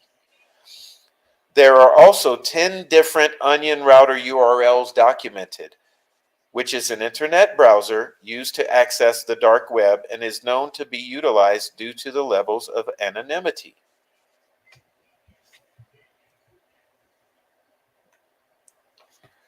Next is a screenshot from Mr. Alex Voorhees in conversation with Josh Moeller. What about Emily Ann 45 or Anthony _ shots or Anthony _ shots? These are from the Kagan Klein transcript. Where was the trading mostly done? Reddit, 4chan, Archives of Sin? Police think there may be a dark web aspect to all of this, but I think it was mainly just those sites. Josh Mueller says, it's a bit weird to me to be approached in such an informal manner. That's because Alex is an asshole. He don't care. He's going to get you, okay? Alex was the best. When it's related to an investigation by someone who isn't associated with the police. Well, why are you squirming, Josh? All of the chats on her account are gone as she hasn't used the account in some years. How do you know, Josh? So,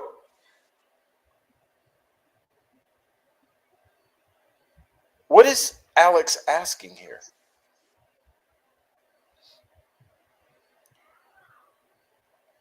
What is being asked? Alex is saying, is this shit on the open web or is this shit on the dark web? That's basically what he's asking. Now, this guy's dodging the question, but check it. Remember that I told you that when I was deep diving the 4chan archives for Delphi related discussions to try to ferret out any bullshittery, I stumbled upon hundreds of gore porn links right there sitting in the wide open on 4chan. Why is that intertwined with Delphi murders discussions? And why, when I'm searching Delphi murders discussions, am I finding creeps discussing liking this sort of thing? Were they plumbing? Were these creeps going and scouring the 4chan for an attempt to seek out Abby and Libby's photos?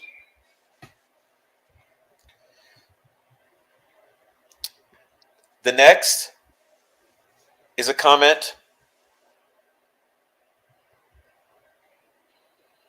with a member of the Delphi community formerly associated or in contact with Mark Cohen. Mark probably had one of his hacker friends hack into it. They're controlling everything.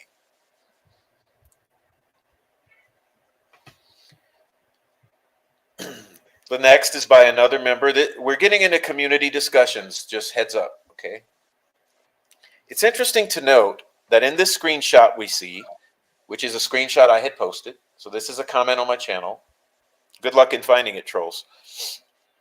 One, it is common knowledge Murder Sheet is being used as a mouthpiece by actors within law enforcement to subvert the gag order, because social media is not considered to be actual media by the judge, despite the fact that the majority of people get the majority of their information through social media. And consider consensus on social media to be more reliable than statements made by authorities or technical experts, according to Edelman's annual trust survey. But that is neither here nor there. And two, whoever is speaking here admits to getting leaks as well, as if this is a common occurrence to shape the narrative, but no self-reflection as to whether those leaks are intended to direct his or her editorial decisions. But not included in this post is any mention of three deliberate leaks of disinformation to creators to track who is sharing information and the extent to which creators verify before publishing rumors. Also not included is mention of four, how Chris Todd is trying to push certain narratives out through other creators, but without ties back to him. Now, why would he do that? Possibly because he wants the topics to be brought up so he can get more airtime on Court TV, perhaps in an attempt to stay relevant since the long Reddit post he published as a cash grab book is irrelevant, superficial, and incorrect in its main premise. In my opinion, I also wonder if it should be mentioned that 5, Discord is actively monitored by law enforcement.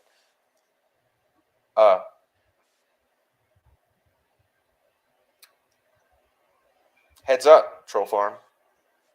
With some admins said to be LEOs. An allegedly notorious hacker known as Blank is actively collecting information for LE and or prosecution. There are a few gatekeeper channels that recruit other creators and mods. They host private discords just for creators where they share the latest thing that just got dropped. So those in their group have something to talk about on their channels. You know which Discords we're talking about. There's a bunch of them. They help get new creators up and running. Gatekeepers. Groomers. They offer to set up their social media and payments. Maybe do a promo reel or intro. Give them a couple donations. I would add, help them create some content. Have them as guests on their show when they first surface in the YouTube sphere to give their channel a head start. Include them on live panels to help grow an audience. Basically, groom up. Basically, they groom up and coming creators to be on the team and be part of the club that talks endlessly to generate clicks for one another and promulgate a particular narrative. But if you ask the wrong questions, like Prof did, or mention a few of the huge, very inconvenient elephants in the room, like Prof did, watch out, here come the troll mobs.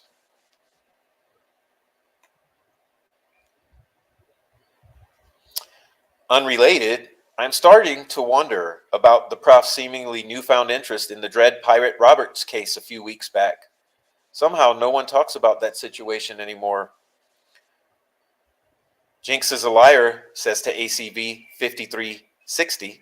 Dread Pirate Robert is allegedly Mark R, aka Mark C, aka Mark that was texting Woodhouse allegedly, aka the guy with the GoFundMe. Dread Pirate Robert was not only Princess Buttercup's love interest, but he was also the creator of Silk Road, the dark world wide web's largest marketplace for whatever you want. Back in the day, they arrested Dread Pirate. He's still locked up. However, there was another guy that no one was able to identify. Fact. And he was the mastermind. Fact. He also went by Dread Pirate. Fact. And is still out there. So Mark R is either extremely pretentious and arrogant to believe he is worthy of carrying Dread Pirate's sword and the Silk Road moniker, or considering the circumstances, he could be that someone dabbling in the virtual ethers of the darkness, allegedly. Okay, and now I will read you something. Silk Road was an online black market and the first modern darknet market. It was launched in 2011 by its American founder Ross Ulbricht under the pseudonym Dread Pirate Roberts. As part of the dark web, Silk Road operated as a hidden service on the Tor network, allowing users to buy and sell products and services between each other anonymously. All transactions were conducted with Bitcoin, cryptocurrency, which aided in protecting the users' identities. The website was known for its illegal drug marketplace, among other illegal and legal product listings. Between February 2011 and July 2013, the site facilitated sales amounting to 9.5 million Bitcoin. In October 2013, the FBI shut down Silk Road and arrested Ulbricht. Silk Road 2.0 came online the next month, run by other administrators of the site, but was shut down the following year as part of Operation Anonymous, or Onmous, Onymous. In 2015, Ulbricht was convicted in federal court for multiple charges related to operating Silk Road and was given 2 life sentences without the possibility of parole.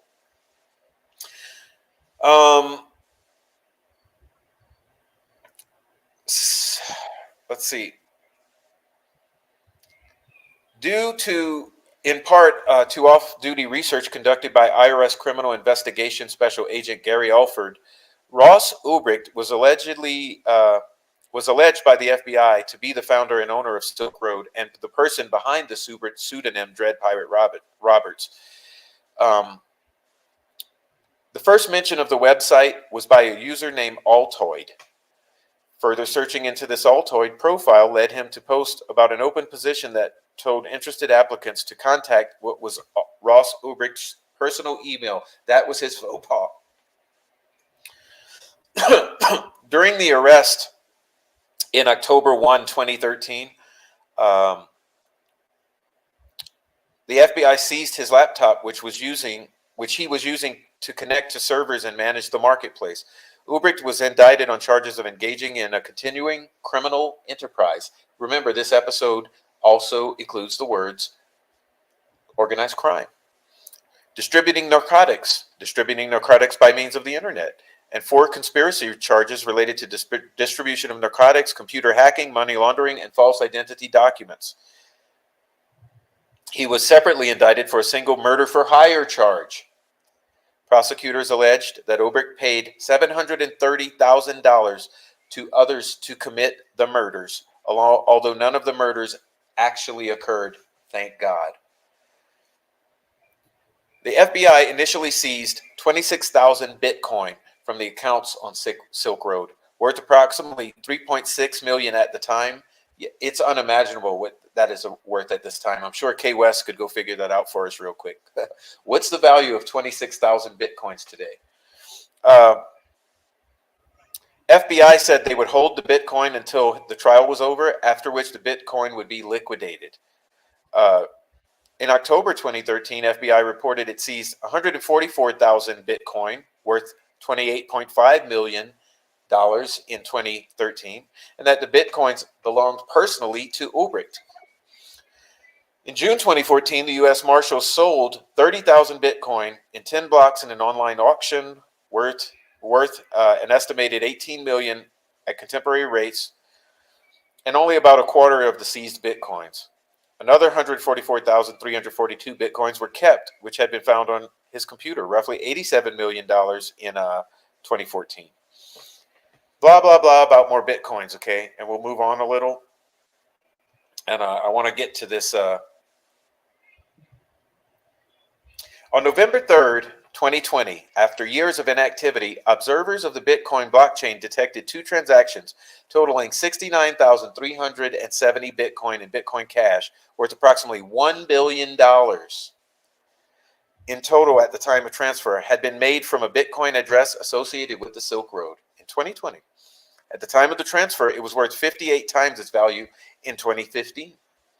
It was subsequently revealed that the transfer had been made by the U.S. government in a civil forfeiture action, according to a press release by the U.S. Attorney's Office in California.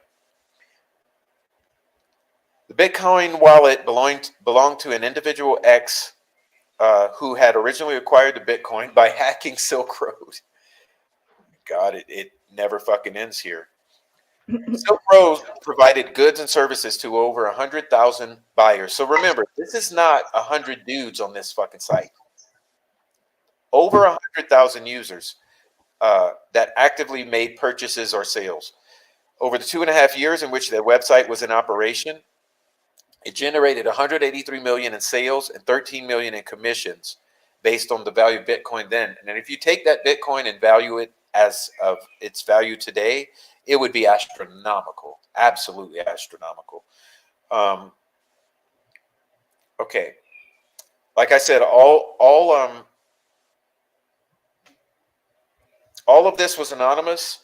All of this was in Bitcoin. Okay. Jeez. Okay. The Farmers Market was a tour site similar to Silk Road, but which did not use Bitcoin. It's been considered a proto-Silk Road, but used the payment services of the normal web, such as PayPal and Western Union. This allowed law enforcement to trace payments, and it was subsequently shut down by the FBI in 2012. Other sites already existed when Silk Road was shut down, and The Guardian predicted that these would take over the market that Silk Road previously dominated. Atlantis was founded in March 2013, closed later, while Project Black Flag closed in 2013, October. And in October 2013, Black Market Reloaded closed temporarily after its source code was leaked. The market shares of various Silk Road successor sites were described by The Economist in May 2015. So it's a big fucking deal. This is what they're saying.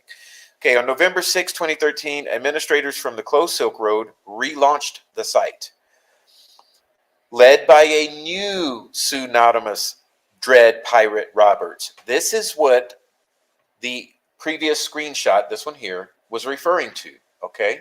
Jinx is the liar says, she says, however, there was another guy that nobody was able to identify. Yeah, it's Dread Pirate Roberts 2.0. You get it? This new Dread pirate, Roberts, took the precaution of distributing encrypted copies of the site's source code to allow the site to be quickly recreated in the event of another shutdown. Okay, well, guess what? I'll skip the updates. Here's the deal, though. That particular contingent, do you think they just put down their computers, pressed the power button, took their glasses off, and have operated for the past 11 years, like gone got jobs as construction workers and, opened real bank accounts and just started like being upright members of society? No, they still around in these streets, okay, and they are hiding in the darkest corners of the dark web, because you have to understand, when all of us were completely ignorant to the reality, existence, and enormity of this aspect of the underground economy, these people were running it. So what do you think they're doing now? Where do you think they went?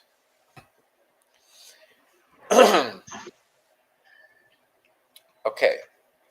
Speaking of criminal networks, okay. Affidavit of probable cause in support of search warrant in the state of Indiana versus an investigation, or in the matter of an investigation by Rushville, okay. Comes now your affiant Major Todd A. Click, the one that they want us to think smokes crack and is not a good cop. Being duly warned. Yeah, because he comes up with fantasy world scenarios like there being Vinlanders operating in Indiana. Having been employed as a police officer with the Rushville PD since May 2001, okay, and remember, this is 2019. Currently serving as Assistant Chief of Police, holding the rank of Major, where I'm responsible for supervising major criminal investigations. I have extensive training and experience conducting major criminal investigations.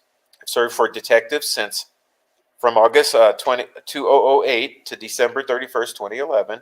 In August 2018, I began providing investigative assistance to investigators working the double homicide of Abigail Williams and Liberty German in Delphi. During the course of this, I learned that Johnny Mesher and Eric Basham were involved in a kidnapping that occurred in Indianapolis, Indiana. I had spoken with Taylor Harnedy, Johnny Messer's ex-girlfriend. Taylor told me that Johnny Messer and Eric Basham had gone to Indy on December 29, 2017 to purchase methamphetamine. Taylor told me that Johnny had been in contact with a guy she thought was named Mike. Taylor told me that Johnny Mesher and Eric met with Mike and gave him $4,000 to purchase meth. Taylor told me that Mike failed to return to where Johnny and Eric were, and Mike had essentially stole their $4,000. Well, in meth world, that means your head's on the block for murder. Taylor told me that Johnny kidnapped a friend of Mike's. Taylor told me that the friend went by the street name of Wiener. Sorry. Taylor told me that Johnny Messer kidnapped Wiener at gunpoint until he either got his $4,000 back or he got $4,000 worth of meth.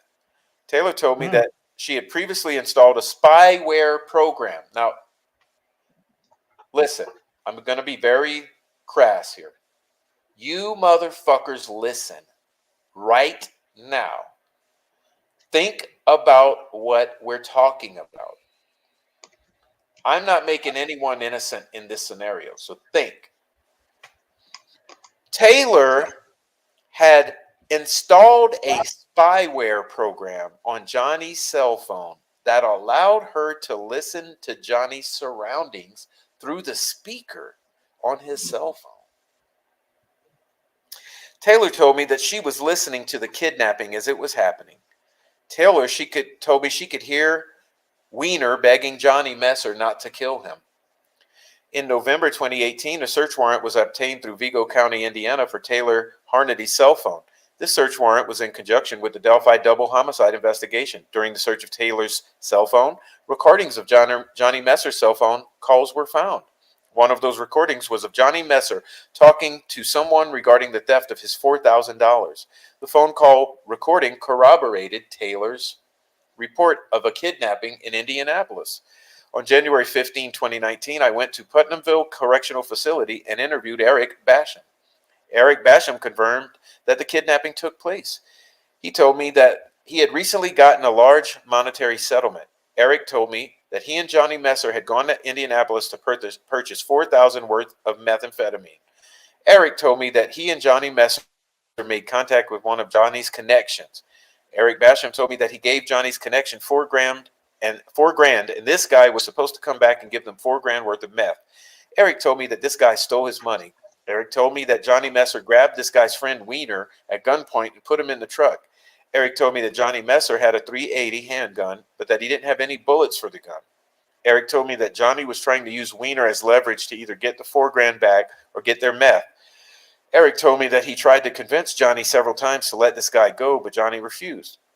Eric told me that Wiener was able to find them a supplier for $4,000 worth of meth. Eric told me that Johnny released Wiener once they got the drugs.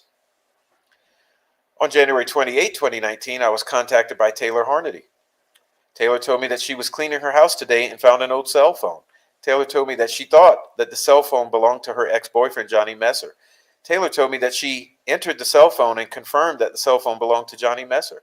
Taylor told me that she also found text messages on the phone regarding Johnny's involvement in the kidnapping that occurred in Indianapolis. I have probable cause to believe the evidence of the crime of kidnapping may be stored within a cell phone that is described as a blue Samsung Galaxy belonging to Johnny Messer. Okay, blah, blah, blah. I want the stuff. Okay, let go of the wiener, Johnny. Yeah. I mean, dude, I mean, if it wasn't for the street names, Mhm. we wouldn't have anything to laugh about. So thank you to Right. Wiener for taking Yeah. that appellation. And thank you for Johnny for kidnapping him for your meth. And thank you for Taylor for coming clean. And thanks for installing the spyware. And Yeah. boy, you guys are a fucking rowdy bunch. Woof. Moving right along. And don't worry, guys. I'm painting a picture for you. You're not going to understand it till we get to the end of the lane here. So sorry, Adrian. Hold on tight. Oh no, this is good. This is good. That's a lot of verbiage, but I'm used to reading. Okay, so Mhm. what we have here is an appendix summary in the case of State of Indiana versus Richard Allen regarding the cell phone summary of discussion between Cohen and Fortson.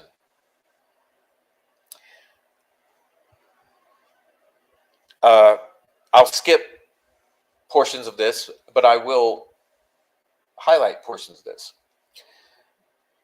Since he's here, I might as well just get another laugh off. Is that EOA channel has some real potential cult victims in his comments. Okay, there you go. Now, here's the good stuff. Number 4 mentions Robert Lindsay. If you want more Odin stuff, Gabe Ellis, Eric Williams, Duster Prater, Tyler French. I agree, guys. Sons of Odin. Is that Kokomo crew or people connected to Odin suspects? Prater can be connected to Westfall. Yes.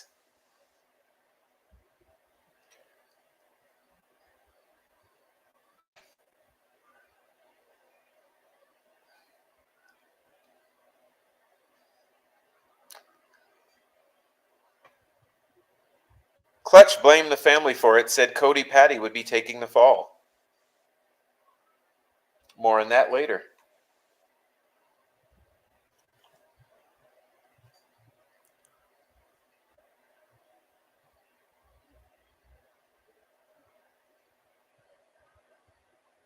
Pictures of ruins, meaning runes.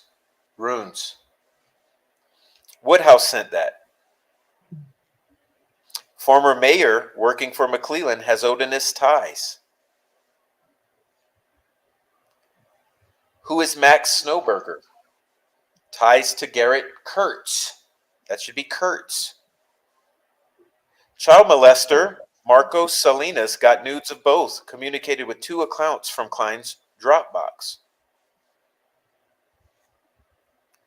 Libby wanted Max. Max wanted Abby. Facebook classmates of Libby and Abby.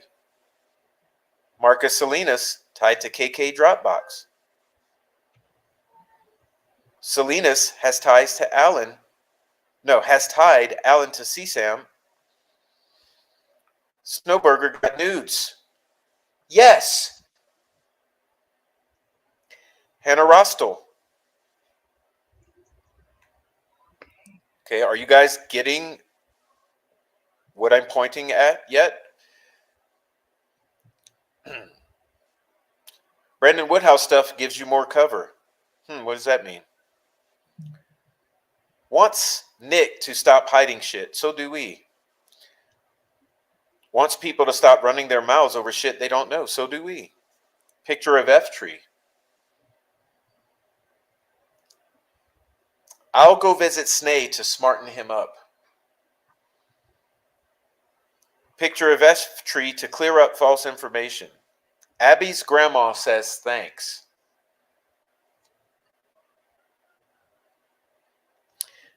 Screenshot of screenshot printed on paper, then cropped. 3/20/18.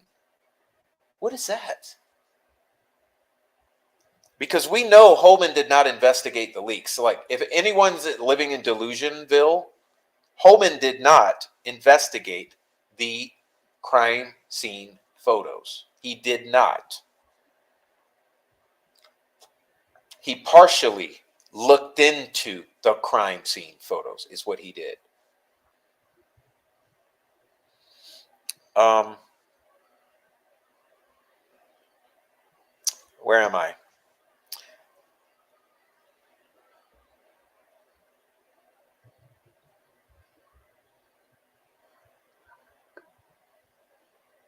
Nick drunk at bar. My cousin was there. Derek. Nick said Cody Patty should be worried.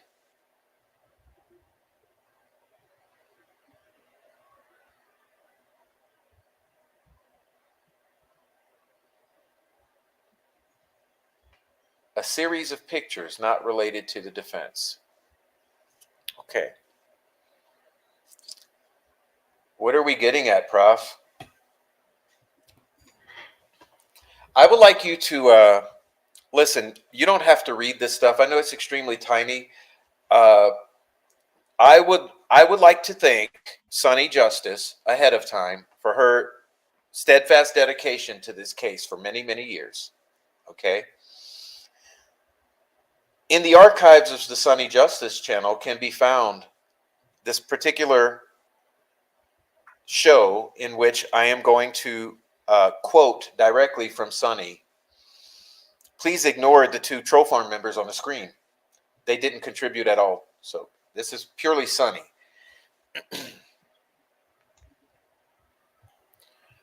So we have Garrett Kurtz saying, hey, Ashley was talking with Sheena Cottrell, Sheena Dillon, and Nick Edwards about the murder tape. So all we have to do is look as far as a couple blocks, and if you see on the screen, she's put up on the screen Sheena Cottrell's location to Keegan Kline, you see? And Jason Palladino. Okay, so just listen up. Understand what she's getting towards. I'll be reading it closely, okay?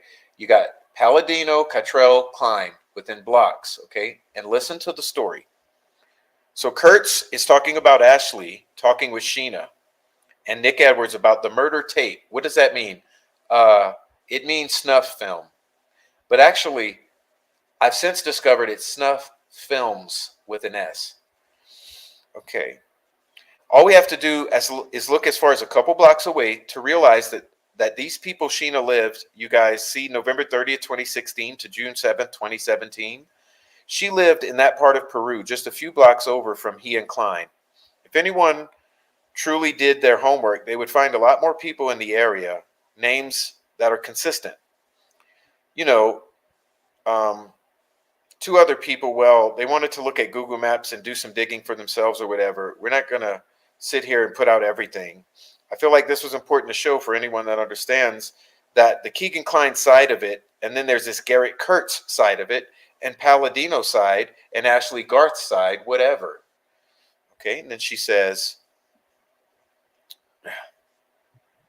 it's like putting a puzzle piece together. It's like, to me, if you have Keegan Dunker, for instance, and I have him attached to Garrett, and we have Garrett Kurtz attached to Ron Logan, and the girl were found on Ron Logan's land, and they were told to meet south side of the bridge right in the trap zone, it would make sense if I can find for myself, besides the markings, again, people can laugh all they want. I don't give a fuck, but I can find markings. And of course, I'm sitting here saying that Dunker, he and Dunker, Austin Popejoy, Keegan Klein, they all attach and each other to each other. And really, on top of it, there's a mask which I can show, just saying put the puzzle piece together. So if Sheena Cottrell, if Garrett Kurtz is talking about Sheena Cottrell and her knowing about the murder tape and stuff, and again, there's the stuff you either believe, you could choose to believe it or just ignore it. For instance, that Cottrell's name is everywhere, no matter where you look. The name's around there, a few names all over the map. You see, but I'm saying that it's attaching itself from Garrett Kurtz talking about Ashley and Sheena and Nick Edwards. And you just see how far they live from each other. You don't think, of course, they knew everyone knows each other, usually in these small little towns. They all know shit that's going on there, right? I'm wondering what that middle connection is and why. I don't want to say people aren't talking, but we don't know what people have talked to the FBI or LE, but we don't know at the end of the day right now. There could be a lot of people that have gone there, but it's their job to have information to prosecute. And they're not going to sit there after 5 years. And by the way, this is 2 years ago, so that was 5 years from the crime for her. And they're not, without having done their homework and make sure their ducks in a row before they even decided to prosecute. So think after listening to Doug Carter myself that they're just on the verge, like they know certain things, they're just getting their ducks in a row, like the scanning of Tony Klein's documents, different things of that sort. They're just looking at what's out there, what's been said. Jason Palladino connects to Sheena Cottrell. Sheena Cottrell is right down the road from Keegan Klein. It makes sense that Sheena and Jason Palladino, that they knew about Keegan's Dropbox. And that the revenge side comes to the other side, to Delphi, of the Delphi girls. You got Libby that's nude, covered under sticks. Remember, this is before the crime scene photos are released, allegedly. That was for a reason. So it's one of those things to me personally that if you have somebody that's into child porn or whatever, whether it's the dad or the son, whichever, then if you find Libby's body naked on top of that, you have Keegan looking up like about DNA. And he's not the bridge guy, nor is his dad. But it's plausible that Keegan Klein, because he's good with videos and making videos, it's plausible that he was there filming, right? Maybe again. Who knows? But all I'm saying is there's something in the middle that's missing, because Keegan goes over there, talks about it, and he's missing this part here. When you read the transcript, he's clearly as full-blown a liar, that he's not saying something. So what is that something he's not saying? And that little something he's not saying to me is the people that use the Dropbox. Hence why perhaps like if two people are using phones and they can tell they're two different conversations and they're pinging in the same area, again, look where Sheena Cottrell lives, in Palladino. Like, meaning maybe she knows. Maybe Palladino's with Klein or whatever, texting a way to say, who knows, right? Because you can't tell who has the phones, but it's two people using the phones. They just know where the phones were pinging from, and they went to, and maybe Jason Palladino and Keegan Klein, where Keegan was trading nudes for pot or drugs or other things. Or at the end of the day, to me, there's this connection that goes from Palladino's side to Garrett Kurtz's side to the Keegan Klein side. And I think this is one of the best connections here, is that the person's talking about murder tapes and Ashley and Sheena Cottrell and Nick Edwards. And I think this is one of the closest connections to understanding that Jason Palladino would be the revenge. And I'm saying my thoughts would be the revenge. For all I know, Palladino and say Jeff Reagan or whatever his name is, you know, who knows? But good druggies are best friend druggies. And all I'm saying is that to me, this is one of the biggest connections to look at. For I'm anything from what we've looked at being said that connects. But it takes a lot of time. But there's to me, there is to me that Jason Palladino, if anyone knew about that Dropbox, it's probably going to be him, you know, and like Garrett, because my head keeps going back to Klein sharing Pope Joy's post that Keegan Dunker commented, made a happy birthday comment. Okay, so I know that's hard because it's a goofy ass auto-produced transcript, but do you understand what's being said here? Okay. Now, this is from the POI matrices, and I want you to take a look. Towards the bottom, you see Nick Edwards, rumored to have seen a snuff film. Sheena Cottrell, a.k.a. Dylan or Ford, rumored to have seen a snuff film.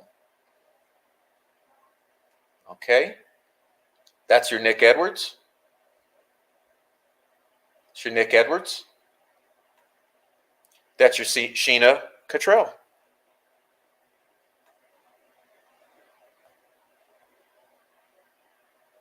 Okay?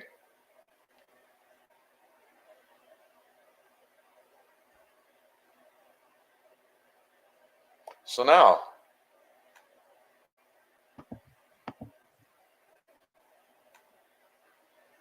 I'm not saying it's not a problem, but at the same time, you need to tell that bitch to take a fucking polygraph because she's lying. I know she's lying. I don't. Do you think she's under the impression if she can pin the blame of Libby and Abby's murder on you that she won't be sentenced longer in Nicole's murder? That exactly. Do you think that's even I know sense, though? Does it make Ashley's a fucking evil, sadistic, fucking lying piece of shit. Yes, it makes sense. Can you please tell me again, what did she tell you that she heard or that she had saw videos of the crime? She told me that Sheena Cottrell and Nick Edwards had fucking videotapes of the shit and that she heard them talking about it. And then when I asked her about it, she's like, oh, I don't know nothing. okay, listen again. And I want to thank my YouTube girlfriend, Open Secrets, for this amazing work. Amazing. Okay.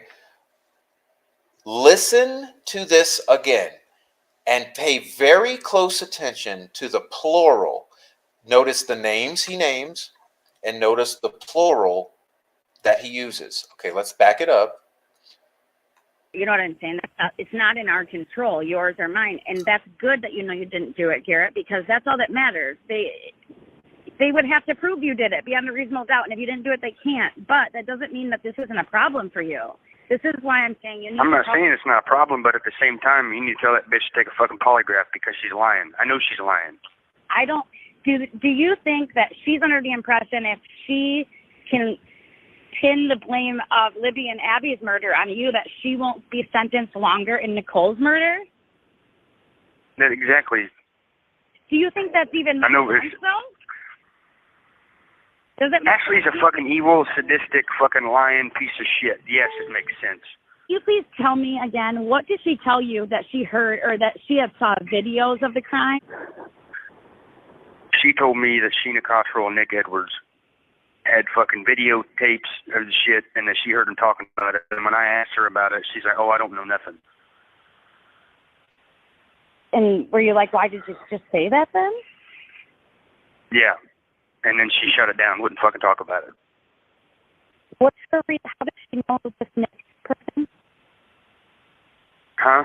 How does she know this? Who is this Nick person, and how did she claim to know him? Is this a friend or?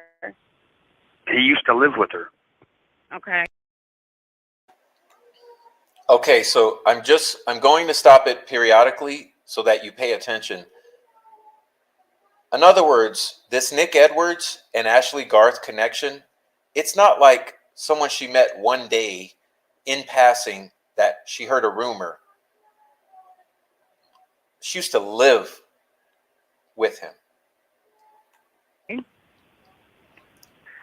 Oh. Wait a minute. So she's saying that she knew he did it and that he even had tapes of it? She never said that he knew he did it. She said she knew that Sheena Cottrell and Nick Edwards were talking about who did it. That's what I said. Oh, wait. I'm confused. Oh. Sheena Cottrell and Nick Edwards not only had tapes, they were talking about who did it. Her and Nick were talking about who did it. Yeah. Who? And she said that she saw video, or that someone claimed to have video of it. Someone claimed to have video of it. What did she say that happened in the video? What did I don't know. I didn't fucking ask. I think before you and her were dating, I think you had a completely different girlfriend. Because last night I looked up on. Yeah, I wasn't even dating Ashley back then. I know, told you that already. I was engaged. But because she was in love with you, probably still is, and your guys' history, I'm trying to pick your brain because you might not even realize that you have pieces to the puzzle. Maybe she did have something to do with it. Do you think maybe Nick was like a brother to her, and maybe she asked him to get revenge? Who is Nick? I know she used to Nick, and then Nick went to California and went to rehab and got clean and shit. I know that. I haven't talked to Nick in years. Last time I talked to him was when I lived with Ashley on Burrow Street because he lived there with her.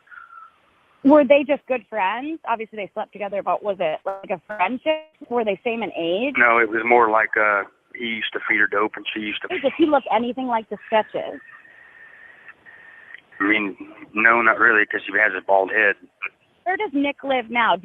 When's the last time she probably saw him? I think he lives in California. I'm not sure. I think she saw him right before she went to Florida to go to rehab. I know that. What year was that? I'm not sure, to tell you the truth. So she wouldn't still be trying to cover for him. He's not still local, or you know what, right?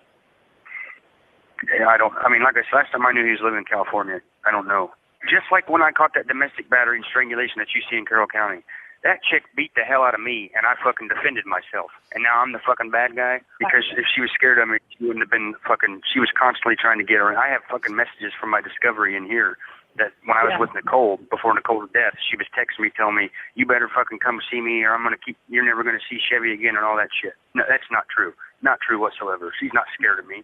If she was scared of me, why the fuck would she be trying to talk to me all the time? Garrett, right now, I don't know my opinion on it because there's just so much new information. I can't organize my thoughts.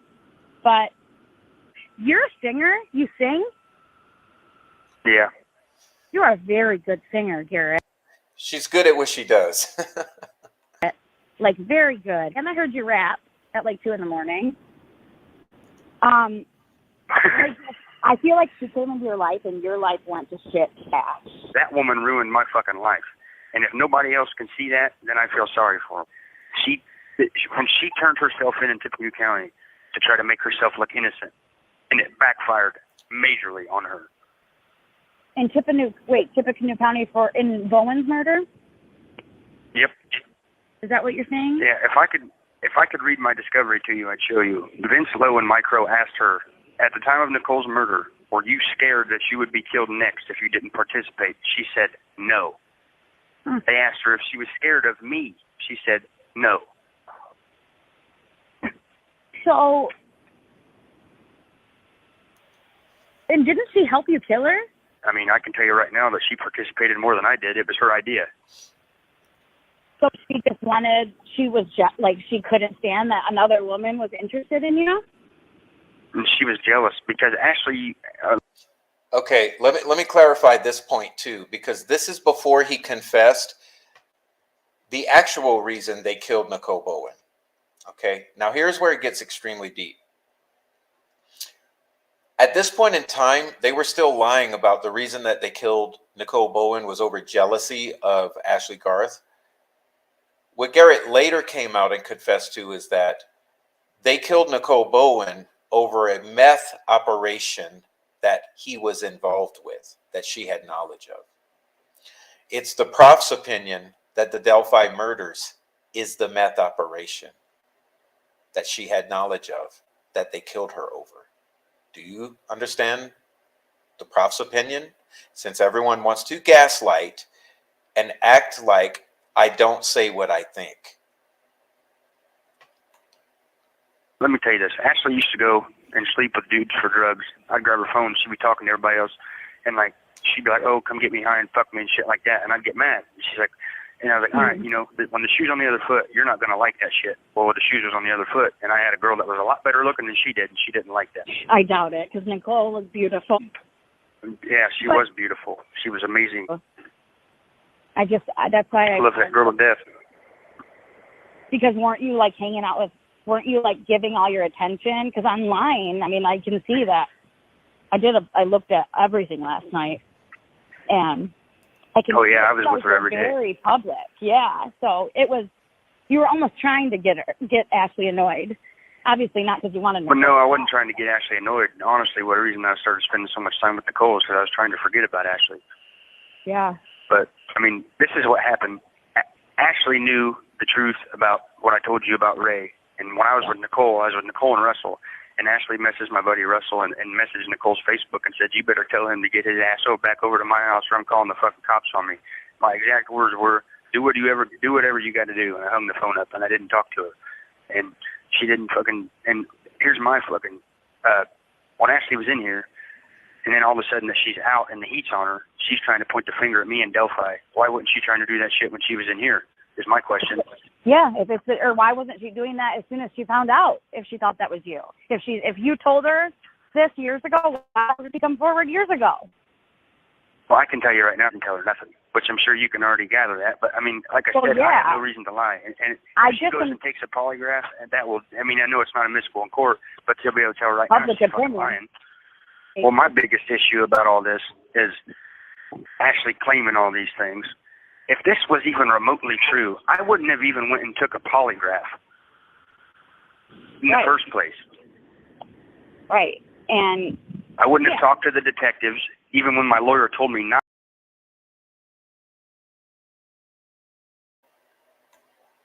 I'm going to shut him up because what he doesn't tell you there is he failed some of the polygraph and he's never admitted which questions he failed. So don't believe the gaslight from Garrett either. But don't you find that extremely interesting? That Garrett is putting himself, Ashley, Sheena, and Nick in something that no normal person would ever put themselves in. And oddly enough, Chris Mathis, Garrett's former friend, did the exact same thing. All you have to do is go check that out. And you know, I did a special for you guys on this channel. Let me share it here because I made this resource for you where I organized her videos a little better for your public consumption. Let's see. Here we go. Paste. So if you you can just save that playlist there, and that playlist will be a very thorough collection of Garrett's and Chris Mathis discussions with her. Essential viewing if you're at all interested in the Delphi murder. So go and save that playlist and go watch it and give her words of encouragement when you can, because she will be out of jail someday and she will see all of the amazing messages of encouragement you give her. So go and thank her for doing that work. But so here we have Garrett implicating Sheena, Ashley, and Nick in some snuff films. Okay, now, remember what I just read to you from Sonny Justice implicated those same individuals. And Kagan Klein, Palladino, Tony Klein, Dropbox, who else did I miss? Dunker, Pope Joy. Remember what I said at the beginning of my speech about rumors, and going back and following the thread and see what persists. see what was said in the very beginning and what comes. See, they've never admitted that Nicole Bowen's meth operation that she had knowledge of that she was murdered over was Delphi. But it's my belief that it certainly had to have been Delphi. Because my dear friend Radar, who's I just see jumped in here, because she jumped in here, see, this is how synchronicity works. She jumps in and she made me think about a story she told me about Ron.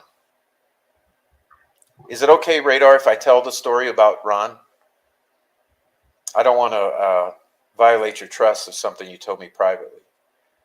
But I think it's important to include in this conversation, almost like I feel that you jumped in at this time so that I would include it. I'll wait and see if I can tell the Ron story.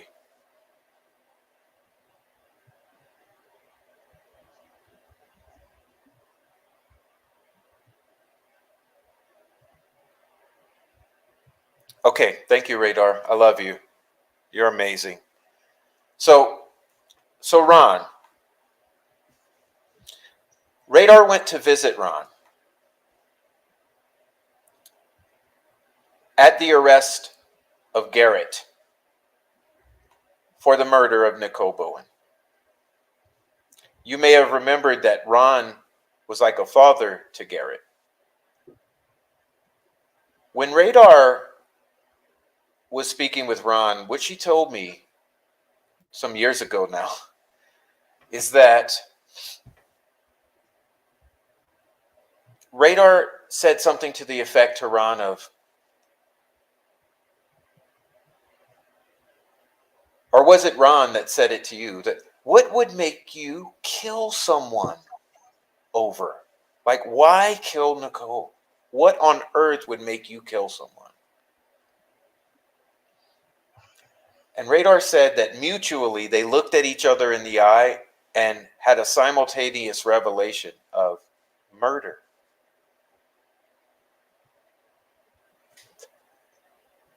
What would be worth killing over?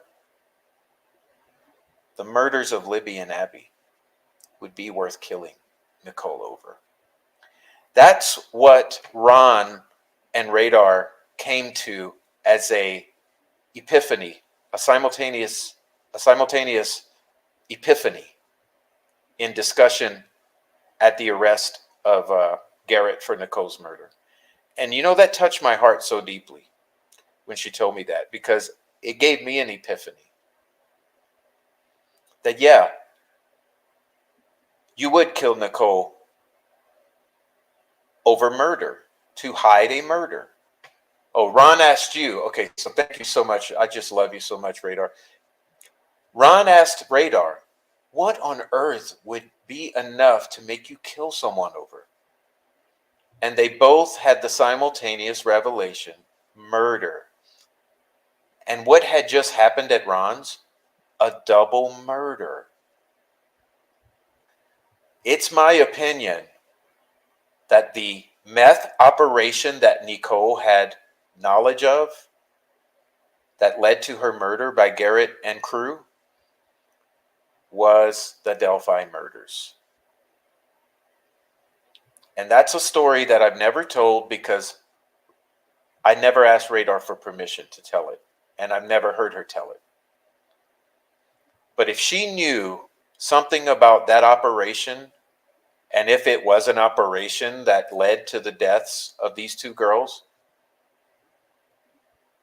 does it make sense that they would go and kill her? Okay. So, here she's chiming in. What would ever need to be done that would be worth murder? Talk about bizarre, about 20 seconds of ice there. Is that the way he phrased it to you? I wish you were on here to tell it yourself, sweetie. But thank you so much. You know I love you. Gosh, thank you so much.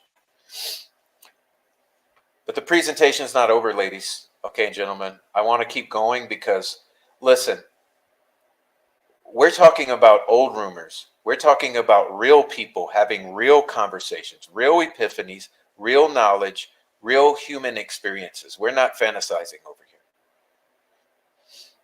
here. Yellow Jacket says, sorry guys, I gotta find my spot. There wasn't a leak. There were people with access to things they shouldn't have had access to, sharing it between themselves. I've done it 1 million times in the past 6 years. All kinds of various cops have done it. Friends and wives of cop have done it. Okay. They weaponized it at a strategic time. Well, sounds like the leaks to you, doesn't it? I think she's got a pretty sober-minded take on that. So, people with access to things they shouldn't have had. Weaponized subsequently by the prosecutor to try to kick off Baldwin and Rozzi from this case because they're badasses.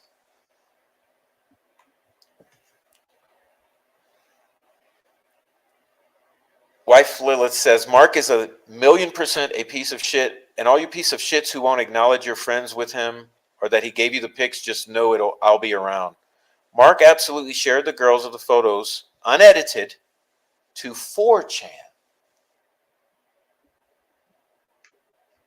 The worst thing he could have done, and all you just say nothing, claiming he's a good guy. So many people have seen them pictures before they were removed. Someone on YouTube would never admit when you're wrong. You're more worried about filling a persona. I can't wait to see you all in Allen County Court. They know which bad apples to look for when you're there driving around. Mark, watch me, I'm watching you. 4chan, while full of disturbing info, generally has info that is true. Someone on the site confirmed Dread Pirate. Boards, 4chan.org, xthread 36171147/leak Delphi photos. How do you have access to those 4chan posts? I can't ever use it or find posts unless someone has linked. What is Holly saying here?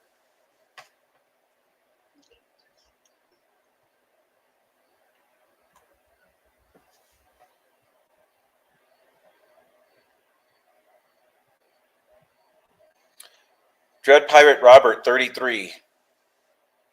All right, so here it goes. There are a few reasons Nick had to mention that he believed there were others involved, and he likely wanted to take power of that statement away from the defense before they were able to view the discovery and it be known to them. That's my personal opinion. There are some things in discovery that definitely suggest other actors, and one very key piece of evidence that concretely proves it. Well, what is that piece of evidence?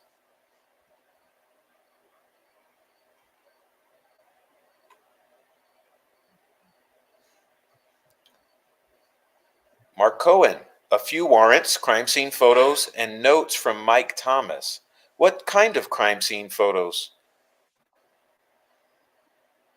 Clothing, shoe prints, carved tree, indentation with looks like it could be a tripod, nothing majorly graphic.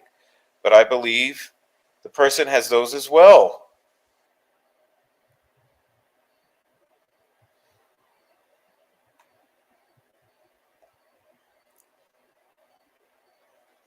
I think you know what I'm saying without me actually having to say it. You mentioned that this person was planning on leaking but changed their mind. Were they going to leak photos you have? I'm not 100% sure I do, but that's okay. Sometimes I'm not real insightful. Yeah, they were planning on leaking 3 photos. The knife, the carving, and the one I'm referencing. Robert Fortson. Gray Hughes named a leak last night in his live. The leak. He abruptly finished live, made it members only for $4.99 and took it down. He admitted it was March 2017. Did he mention David Erskine? The pics and more. Pals with Becky and Kelsey, not Mike Patty, although he had spoke to him. What was he saying? Who saw this live? Anyone who watches Gray Hughes. Did anyone see this live? You want to report back on what the hell this is referencing? Who did Gray Hughes name?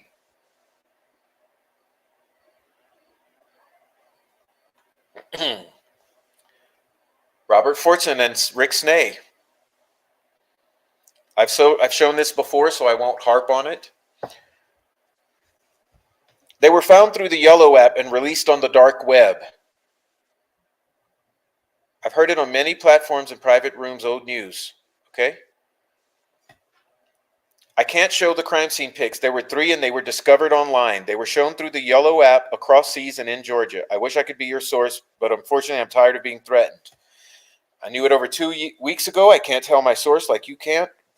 I'm not trying to take anything away from you. This is not a competition. You are definitely partially correct, but not quite a backwards F. The parts that make up the lines to the F are not straight. Backwards anything in Odinisms mean the opposite. But there were 3 left, and then the symbols in blood were uploaded online in a very evil, dark place. I wish I could share who had and show the pictures, but I had to earn my source's respect.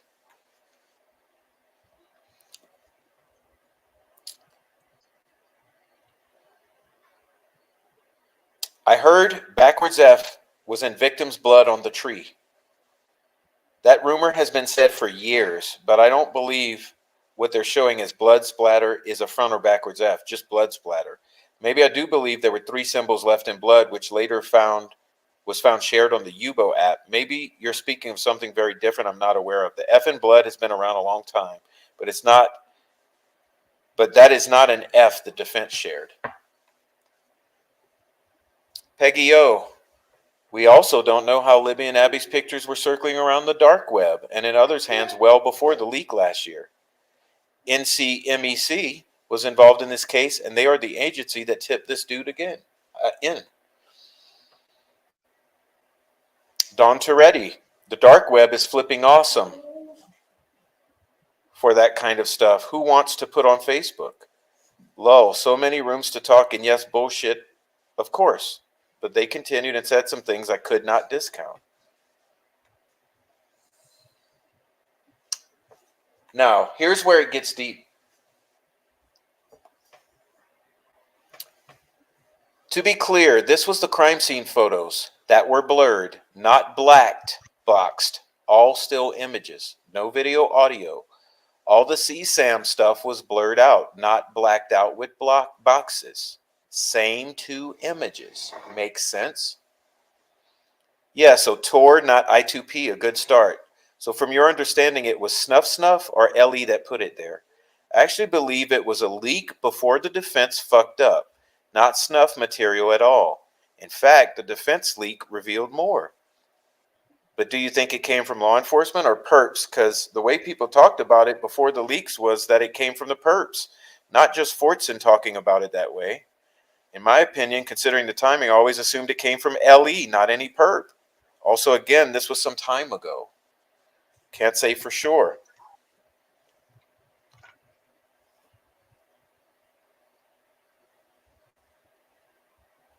Wait, I messed up? Wait. Oh, gosh. Did I just read what was on the screen or did I not? Yeah, amen. Oh, I read that one. Okay, sorry, I might be reading them backwards. I'm goofing. What's the dark website you saw? Let me move this so you guys can read this. What's the dark website you saw the pics on before the leaks? Damn, that was years ago. Give me a bit to think. Okay, this is 9/11/2024. Years ago, before the leaks. It was just a fib to alleviate the defense of response. No, was it just a fib to alleviate the defense of responsibility for the leak situation, or is it the real deal Fortson and maybe others were talking about? Well, I can tell you, I found them while researching and thought it was bullshit. They did not have the black boxes over the bodies. They were blurred out. Yes, same photos. It happened around the same times, like within a week. I originally thought Redacted sent them to me. Yet no, I recall me finding them at around the same time. What year and what site? Like, what was the site called? You're not the only one I've heard this from peripherally. I suspect that's where Kramos came from too.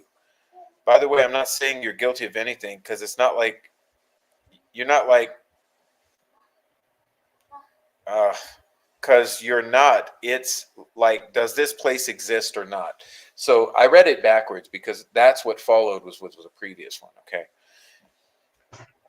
But what's being said here?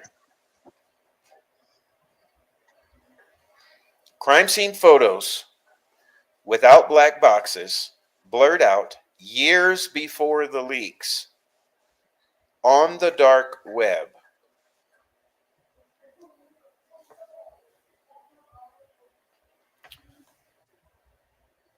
Sorry, I don't have it ready, Alex, but listen up. How many people are going to have to tell you that this has been on the dark web and they've seen it? They found it before it becomes a reality to you that crime scene photos were, at a minimum, were on the dark web years before the leaks.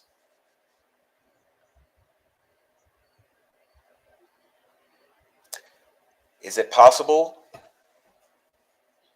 that Garrett Kurtz's allegations of films or videos with a plural of the murders or the dead bodies or whatever it might be they are referring to, the snuff films of the poor bodies of Abby and Libby, are also, or at one time were also on the dark web, just like the photos of the dead bodies of the girls were? Because we absolutely know, it is absolutely verified. I promised you at the beginning of this episode that there would be absolutely no question in your mind that the dark web has connections to Abby and Libby.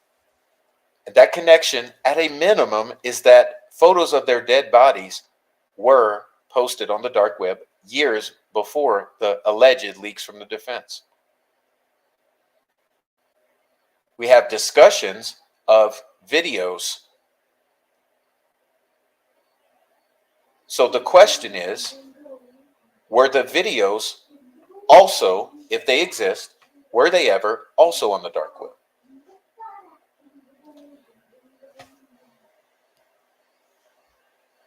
And with all we've learned, it leads you to speculate, was there sort of some sort of monetary or economy around this material? Because we know, remember what I read to you, that, what was it? Let's get back to and read it. Oh, it's whatever. I got to go back to that slide. Let's see. I want to show it while I read it, just to help out those.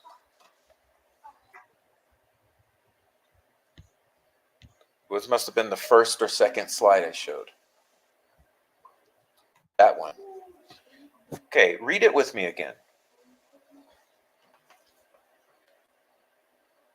Garrett Owen from UOP found that the most commonly hosted type of content on Tor was child pornography followed by black markets. So my question to you, if this was hosted through Tor or any other sort, was there financial exchange happening in terms of Bitcoin or some other means for access to these, as this account said, very evil dark place where these photos were found?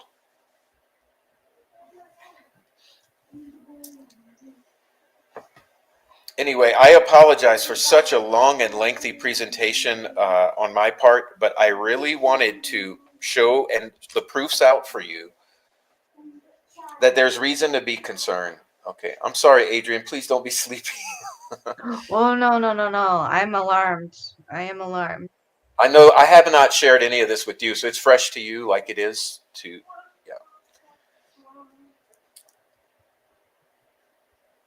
yeah. But thank you, chat. I'll be chiming in with the chat, but I want to now transition to Adrian because that's the reason we're all here tonight. But I just wanted to establish in a somewhat factual basis for you guys that there's reason for concern, and we believe truth is not being told. Okay. Oh my God.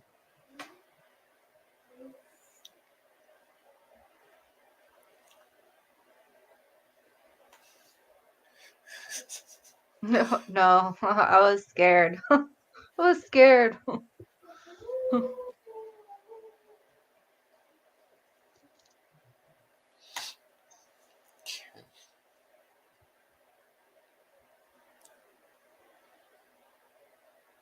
Well, Adrian, since we're in a let me remove these chats. Okay, since we're in a serious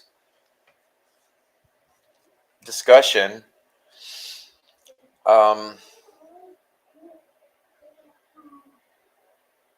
yeah, I want to hug you too, Radar. I want to hug everybody right now.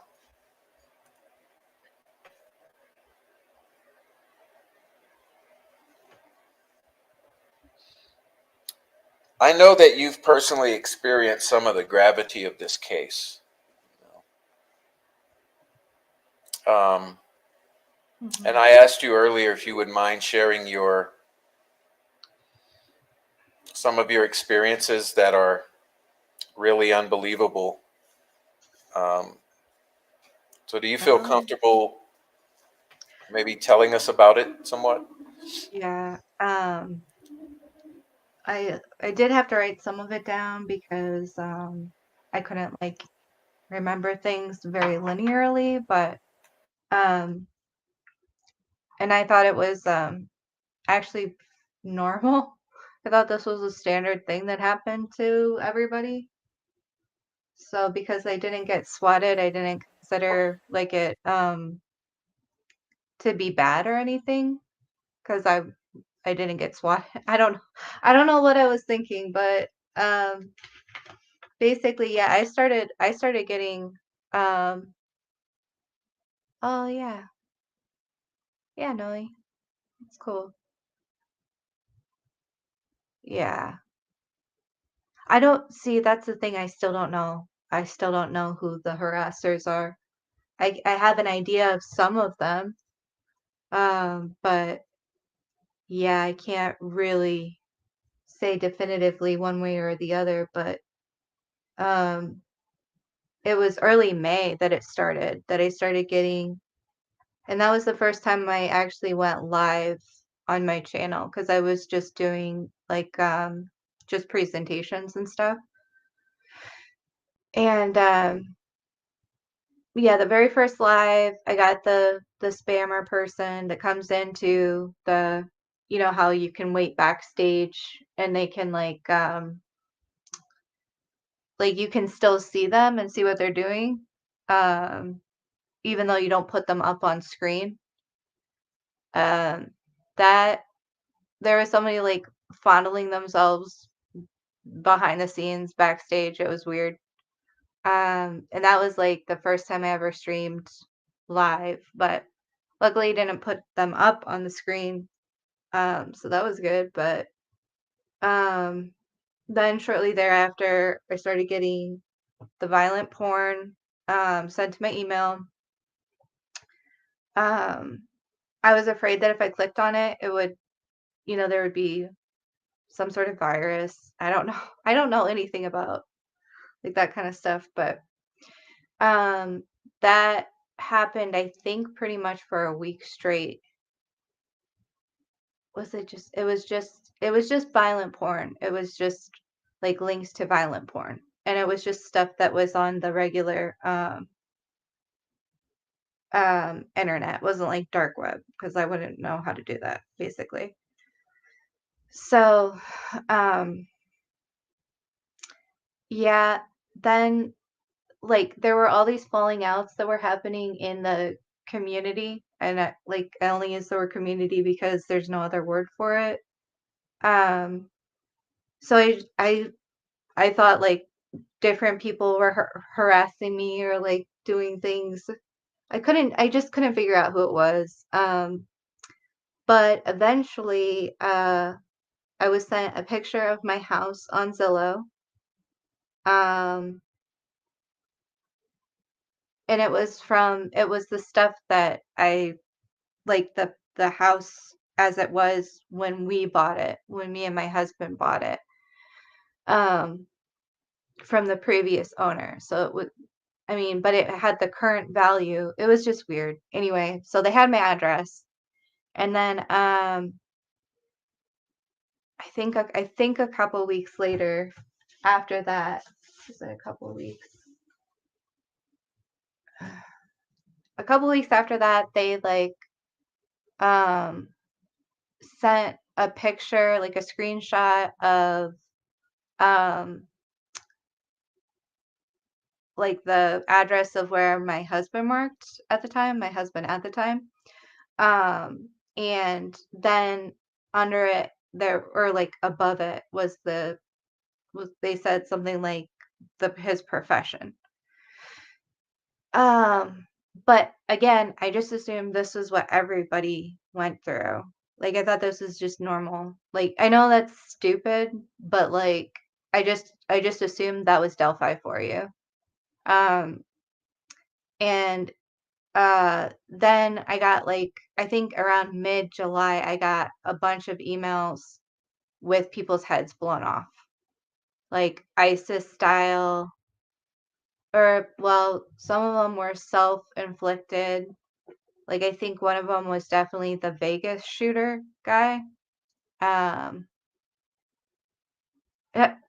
so Raider, that's why I was like, I don't really want to tell this story because I deleted everything. I did report a couple of the violent porn and the photos, some of the blown off heads photos, to Google, but like I don't really know how to access that. So it was like,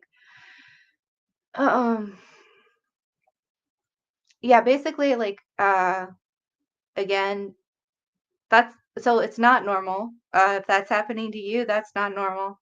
You can report it to not only Google, but you can also report that to the police, as Prof has told me. As we know, nothing is deleted forever. We will see. I definitely thought I was gonna get a virus. Like, anytime I get any sort of anything and there's a link in it, it super scares me. So, but then, like, in very early July, I got a phone call from somebody who used to live in Delphi, that was a member of a MC support group, and they caught my attention because they're like, the crows came back, and they told me things or something, and I was like, oh wow, you know, actually a very personable person, very interesting life experiences and whatnot, and told me a ton of the backstory of Delphi. And like, I don't know all the people in Delphi, so it seemed to kind of line up with what I had heard before. But as they got talking, they were saying like, oh, don't be friends with um like Mark Robert Cohen, don't be friends with him, don't be friends with Alex Voorhees.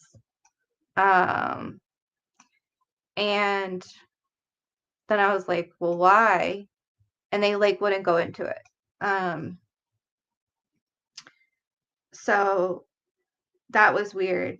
And that was like a 3-hour long phone call. It was just insane.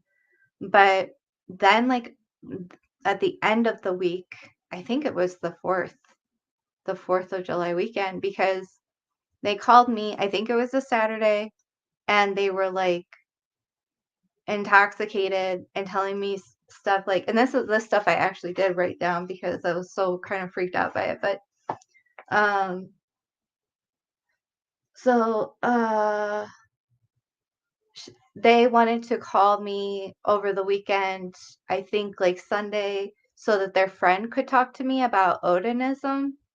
And again, like, I do feel like I was used very much as like a useful idiot for the whole Odinism thing, even though I still do feel like there's some very strong like things that still make sense to me. But anyway, so they wanted to talk to me over the weekend with their friend on the phone.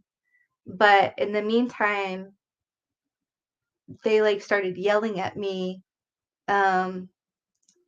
because like I had befriended Alex, and they were like, "Oh, they started saying literally like, I told you to stay the fuck away from him." So like then they proceeded to tell me that he had hurt people, and that there were like, protective orders taken out against him, and that like some of these people were like the insinuation was that there had been like sexual assault that had happened too. And so then I pressed and I said, okay, well, who are these people? Like, how do you know this? I'm going to need to know some names. I'm going to need to know some years, locations, police reports, like anything. You have to give me something, because like I'm not just going to take like anybody's fucking word for it, And they wouldn't give me anything. So then they said, like, we have people all over the country and we can be there to help you out if you ever need it, or something like that. And I was like, okay, well, I mean, basically they said like, they would kill Alex themselves if they had to, and or that they would kill me if I didn't listen to them. So it was just a double, like, I don't know. It was like 2 threats in a row, and I think I hung up after that. So, and I had tried asking like more detailed questions that I don't really want to go into, but yeah, they couldn't tell me anything really. So then Alex and I, in the meantime, like, I'm divorced now from my husband, like, so I'm not I just want to put that out there, but and it wasn't for any reason related to Delphi, but Alex and I had formed kind of like a friendship relationship, and he was coming to visit me, and he had gone on Frosty and Mark's live.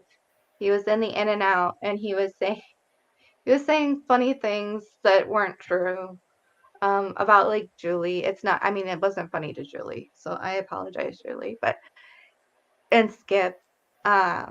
But he was just kind of like acting out and stuff. And in the meantime, like, that was a Monday, I think. And the day before, so 2 days after that live, and then one day before he was going to come visit me, I got a telephone call from a local area code to where I am.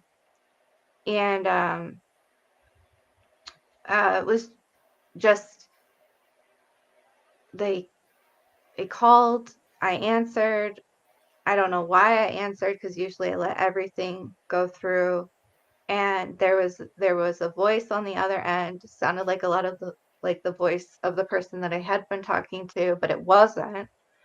But they said basically, we're watching you, and we're here for you, or like it was something along those lines. And then they just hung up. And it was just really like, I don't really know how to explain it other than like, okay, so somebody purposely took their time out of their day. It was just a whole mind fuck. Like, sorry to swear, but yeah.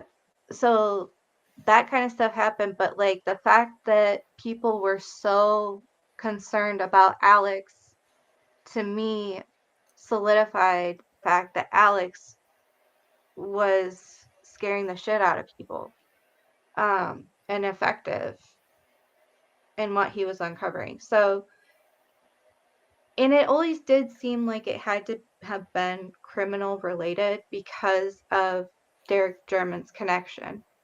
And that doesn't mean that, like, you deserve to have your daughter murdered or your daughter's friend with her, but it's just that that connection exists there with meth and snitching and all of this other stuff. So, yeah, basically, all this stuff kind of does overlap, and they do care about people on YouTube, which is really weird. And yeah, so, but it's not normal to get, like, it's not normal to even get violent porn or people's heads blown off or like your house sent to you on Zillow or anything like that. That's not normal. I just assumed it was normal because everybody had experienced so much harassment in this case that I was like, well, thank God I didn't get swatted, you know? So if that's really the standard, like, thank goodness I didn't get swatted. No, all this other stuff is still harassment. And yeah, I guess I just have to start, like, yeah. So, but that's about it.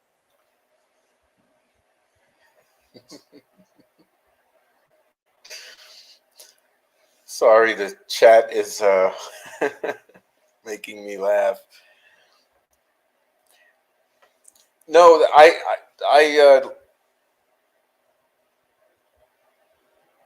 I mean, when you talk to me about this,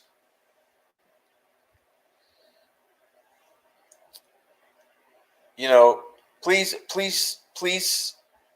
don't take this in a condescending way. Take it in a loving way. But when you talk to me about this, I thought that you somewhat exhibited the signs of an abused person, because it's like when you told me about it, it was so horrible, and you've even downplayed it somewhat tonight in the way you're telling, but it was so horrible, and you were making excuses for it and trying to normalize it, you know. And I thought, wait up, Adrian. And that's why I talked to you for a while, and I tried to tell you, like, hold on, do you know that is not normal? You know, no one, like, people don't, everyone in this community doesn't receive like multiple emails of people with their heads blown off, and people in this uh, community who have never shared their identity with anyone at all don't normally get pictures of their houses or of their spouses and their spouses' jobs and shit like that. And so I tried to help you understand that, like, that's in no way at all is it normal, and as a matter of fact, it's criminal and should have been reported from the very beginning. And it really enraged me. And then I asked you, I said, well, who have you ever shared your information with? You know, and then I started to ask you, I said, well, what was a time frame, Adrian? Because I'm trying to understand what led to this. So in other words, you were targeted, and the intention, if I reverse engineer it, the intention would be to scare you, to scare you away, or to scare you off from the topic. It's terrorism. It's emotional abuse. And so I wanted to ask you, what were you doing at the time that would have led to this? And so we look back at your time frame, and it seems like we agreed upon this is like the end of March, the end of May, all of June, and the beginning of July. So I still have not figured that out, because when I went to explore the YouTube streets to see where you were spending a lot of your time, all that material has been deleted.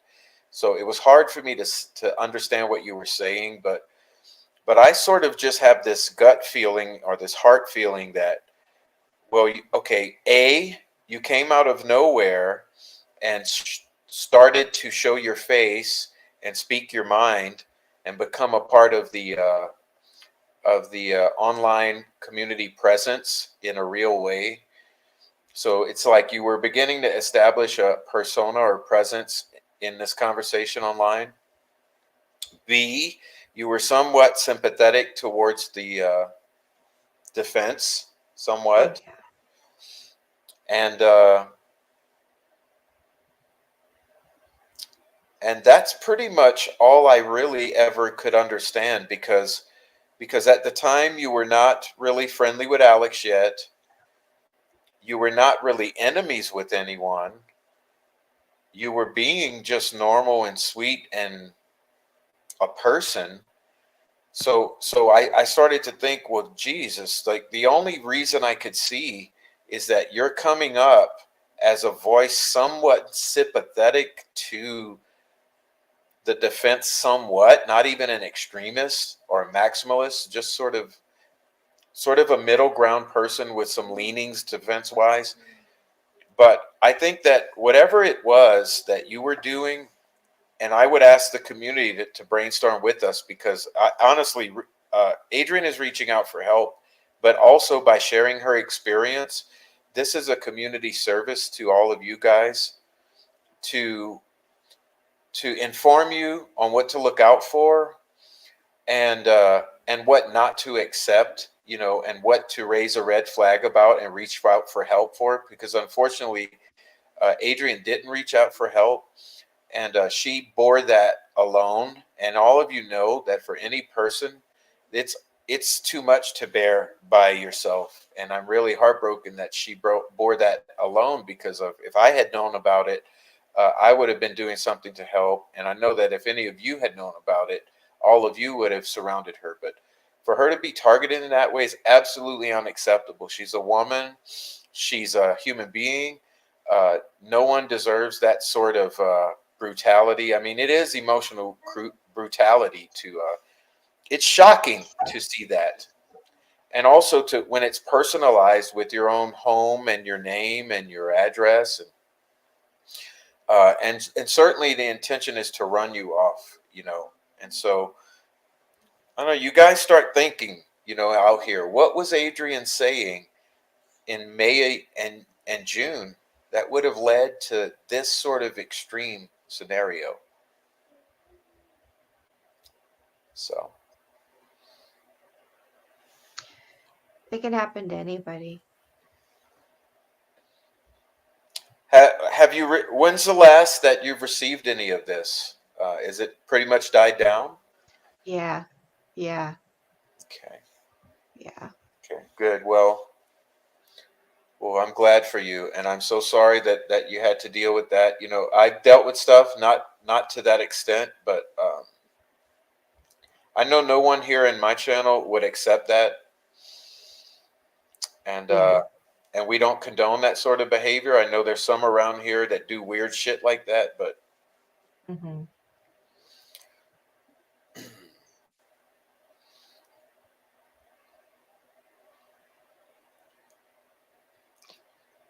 Yeah. I think it just I think everybody got used to the level of nastiness. So Hard Candy says that's crazy. You seem like such a chill person. Mm-mm. I can be. Well, she said on her live stream recently, she's also an angry bitch if you make her, or something of that nature. That Yep. so don't let the chillness fool you. Mm-hmm. Okay, Thank you. we got your back, even though it's digitally. I Hmm. knew the situation, but I thought it was under control. Adrian, I'm so sorry. That's okay. Yeah. Parasites trying to mess with our mental states. I mean, and look, here's why. Pardon me, just a minute.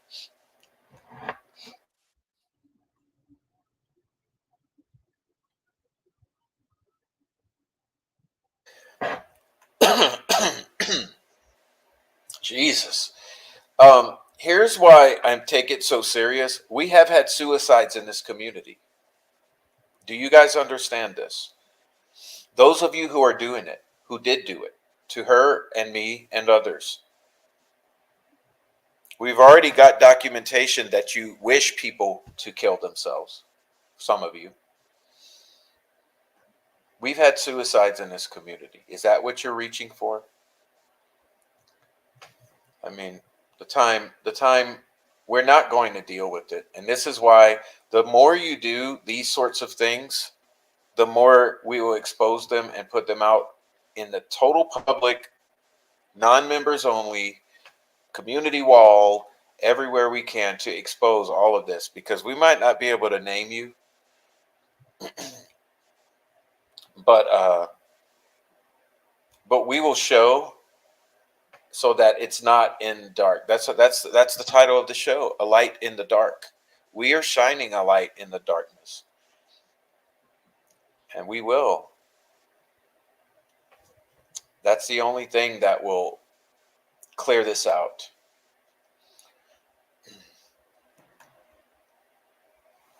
More than one, says Alex. You know, they will stop. And if they don't stop, they'll be exposed. So they have a choice. The choice is you stop and maybe get away from here for what you've already done, or you continue and just give more evidence to track back to you. Well, yeah, and Alex went through a lot too. I mean, they basically wanted him to end his life. Um, Yeah, yeah. mine too. They wished for it. But, you know,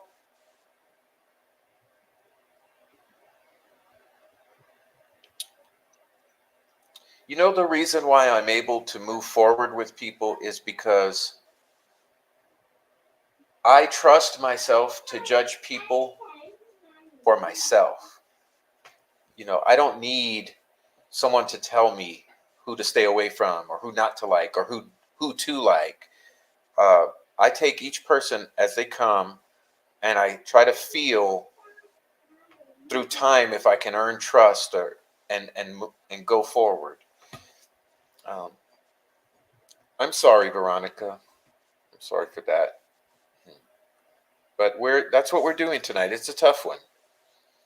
It's a tough one. We're shining a light in the places that are normally dark. So I wanted Adrian to tell you guys.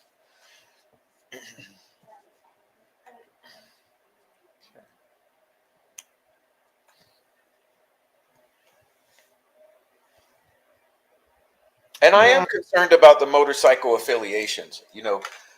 Adrian was saying how she's gotten these sideways ass threats from the motorcycle affiliated people. And that's the thing that's bothering me, is that from the very beginning, there's been motorcycle affiliations in all of the people surrounding this case. And the people, there's lots of people on YouTube. And you'd be surprised. And a lot of people doing the craziest and most evil shit.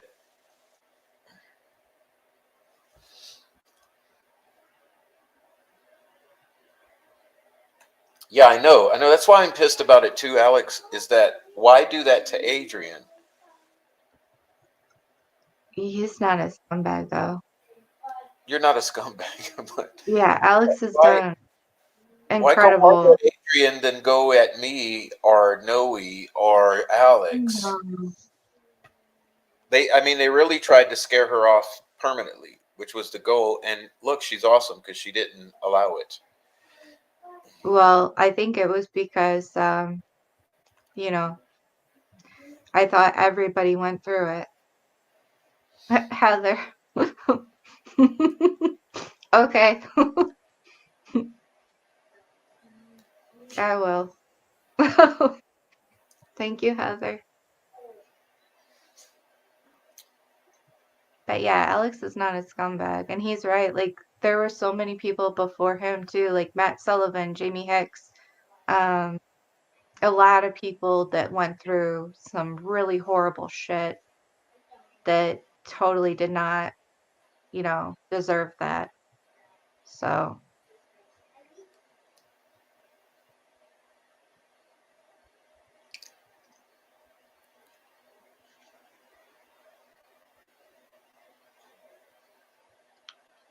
Well, you described some of this stuff to me, Mm-hmm. and it was like basically cartel type of stuff, which, if you were to go on the internet, which I don't suggest doing unless you're a glutton for punishment, and you start to Google up cartel hits, cartel murders. Oof. Yeah. Um, that's the sort of stuff you see. Mm-hmm. Skip, Julie, and Richard Allen got harassment from the same group.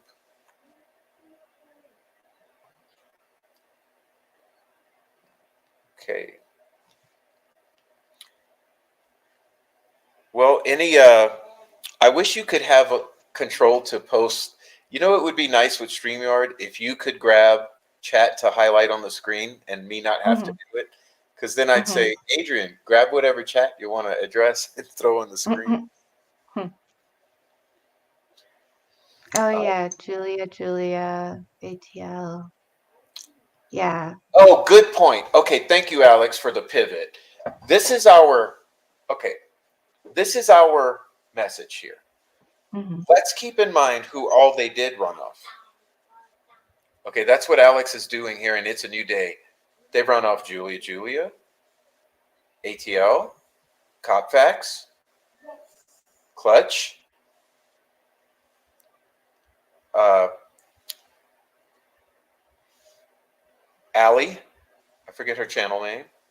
Oh, uh, The unsolved crimes, unsolved. crimes uncovered, unsolved Uh, crimes uncovered. uh, uh, Meow, True Crime Design, Mm-hmm. um, Don't Hate Create, uh, Mm-hmm. I think. Misbehaved. Okay. Yeah. Think of all the channels that have slowed down to a damn near halt. Raffy.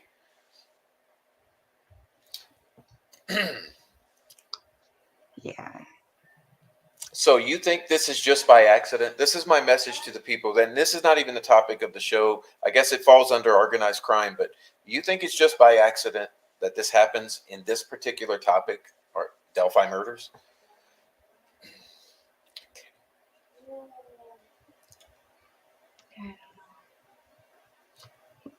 Yeah, you guys throw up the names of the people run off because I can't even. The list is so long that what they do to everyone is they just start harassing to kill. They start doxing. They start sending the dead pictures. They start sending you your own house. They start calling the cops on you, swatting you. They talk about your address, your children. They go after your family. They just gang stalking. It's cyber gang stalking, I guess I would call it. Mm-hmm. True Crime Jesus. Yeah. There's a whole list. There's a whole list. I'm Yes, not gonna keep going, but there is, and like I don't know. I think to me the biggest thing are bullies. Like I really don't like bullies. Um, so you know, like just because like you're acknowledging them means doesn't mean that you're like weak or anything. Asking for help and showing other people mean you're weak or anything. Um, and there are red flags to know like who who are the bad actors, in my opinion, and then versus the people who still are able to kind of like be more nuanced and balanced in their ability to reason. So, I kind of talked about this the other night though, but like the people that lie, and you can catch them in their lies, but generally they're very inconsistent. They don't necessarily know what they're talking about, or they talk out of both sides of their mouth. Um, People who go through like crazy mood swings where they have a different grievance for a different person for a different day. Um, People who are constantly distracting or not answering your questions directly. People who gaslight you, who like resort back to their logical fallacies of, whether it's just the ad hominem, like I'll attack your character, or straw man, I'll attack the argument you aren't making, or, whatever it is, like the appeal to authority. Well, how can you question the police? And, or appeal to like incredulity of like, wow, you really believe that? Like, that's dumb. Like, how many things would have to be overlooked or sidestepped or whatever? Like, it can't be a conspiracy. Like, all those things where people are just like gaslighting you and not making a good faith argument. It's like, why are you going out of your way to do that? Like, okay, so maybe you just want to be right, but also maybe there's another motive. Maybe there's like, why did people feel the need to extort people in this case? Like, who would want to like put pictures of themselves out on the internet just to get people to go along with, like, well, to catfish other people and then to get them to go along with your narrative and do your bidding out of fear that you're going to like reveal them? Like, there's all this horrible shit that's happening behind the scenes. And like, if people were normal, and this is another thing, like I gaslit myself into thinking that like, um oh, this is normal. This level of harassment is normal. So therefore, like, when you're seeing people get sextorted and shit, or catfished, or whatever it is in this case, you're like, oh, it's just part of Delphi. Well, no, it's not. Like, somebody has clearly infiltrated the whole scene to do weird shit like that. And why do you need to do weird shit like that?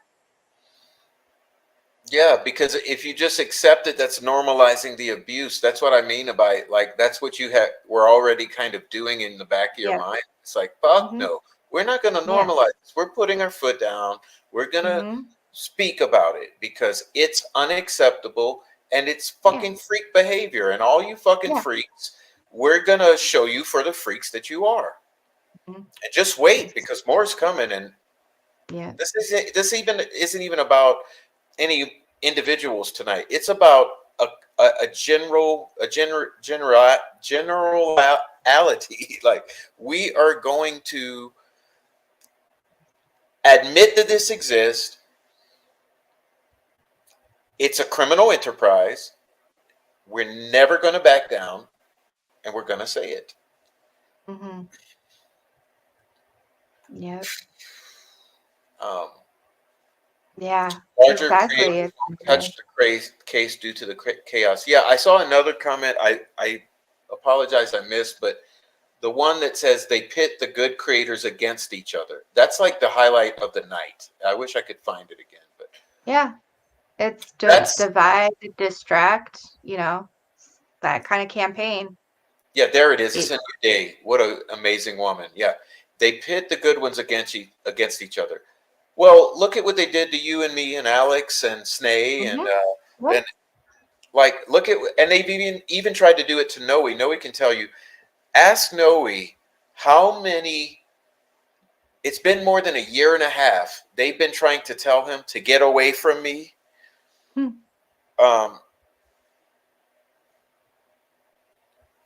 Because they knew, like for them to break Noe and I's friendship up would be like a great accomplishment because it would weaken both of us, I guess. Mm-hmm. Mm-hmm. Yeah, I mean, I almost don't even want to think about who I really do now suspect of being that person, but you know, I've been wrong before about people, so. But yeah, don't I guess like just push back if people are going to, try to scare you into submission. Why are they doing that? I like just want to ask them like, why are you doing that? What is your motivation? who is paying you? Like, what are you getting out of this? Because normal people have, lives where we have to get shit done. We have to go to work. We have to, make dinner. We have to go out and get the groceries. Why are you spending so much time in Delphi land? It doesn't make sense. I mean, other than people are there purposely to make sure that, I don't know, that there can't be cohesion, there can't be unity, harmony, anything like that. Yeah, well, it leads me to the speculation. It's like, are they being paid Hmm. or otherwise incentivized? Right. Like, what do you have to gain from this? It's a full-time job. Like, I don't have energy to go through and do all of this. To even just combat it is like it would take forever. So,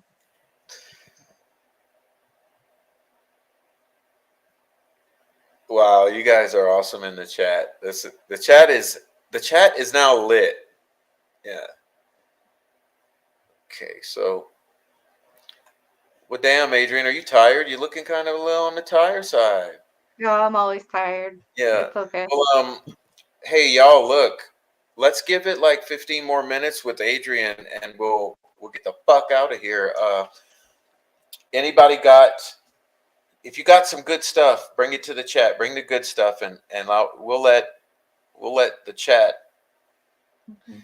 come to the forefront. I think everyone gets the message. So I wanted to look at my channel again. So if you notice on my channel, the past month we've done a lot. Like we've looked at we looked at all of the stuff with some of these people and how it might some ways tie to law enforcement. We spoke with Mhm. Master Trooper Joe about what he thought were like intentional negligences at the crime scene.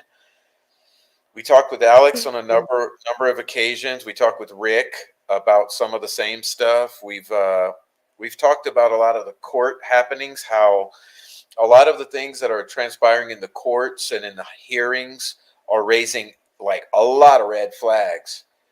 And so we've really been analyzing a lot of this, kind of dissecting things. But I know one of the things you wanted to do before we left, you were saying how you wanted to kind of give, maybe just give some of the things to look out for, Mhm. with red flags. So maybe I'll let you kind of hit on that, and then I'll look at the chat, and then we can Yeah. head on out pretty soon. Yeah. Basically, yeah, just kind of the stuff I mentioned before, like the inconsistencies, the distraction, the logical fallacies, um, you know, mood swings, Oh yeah, people talk. that's one you were saying how. Go, can you elaborate on that one there? Yeah, the different, like, you know, grievance with a different person every other day, because it's just like that's also a distraction technique. It's living for the drama, but the drama is like all consuming. People generally focus in on the drama because it's like it affects them more in the immediate. If you have friends and people you interact with, like, you want everybody to be cool and not, new stuff doesn't come out on the case all the time. There aren't new receipts or anything. So the drama is just a really good way to distract people. And you saw it yourself with Snay. Um, it was way too easy for people to just misinform, spread one thing through another person and whatnot. But yeah, like and then just gaslighting people into thinking that they're crazy or that they don't know what they're talking about. I really hate that shit because I already feel crazy like half the time anyway.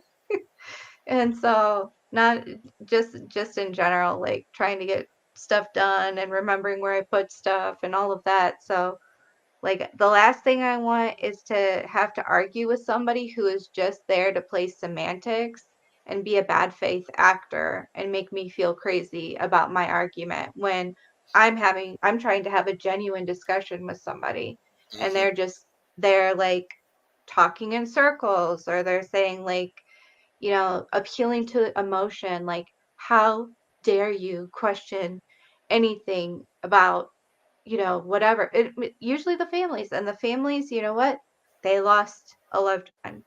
And I'm not calling them out for that. Everybody, just because I'm like, I want to see all of the facts, does not mean that, like, I do not think that there should be sympathy for these people who lost a loved one.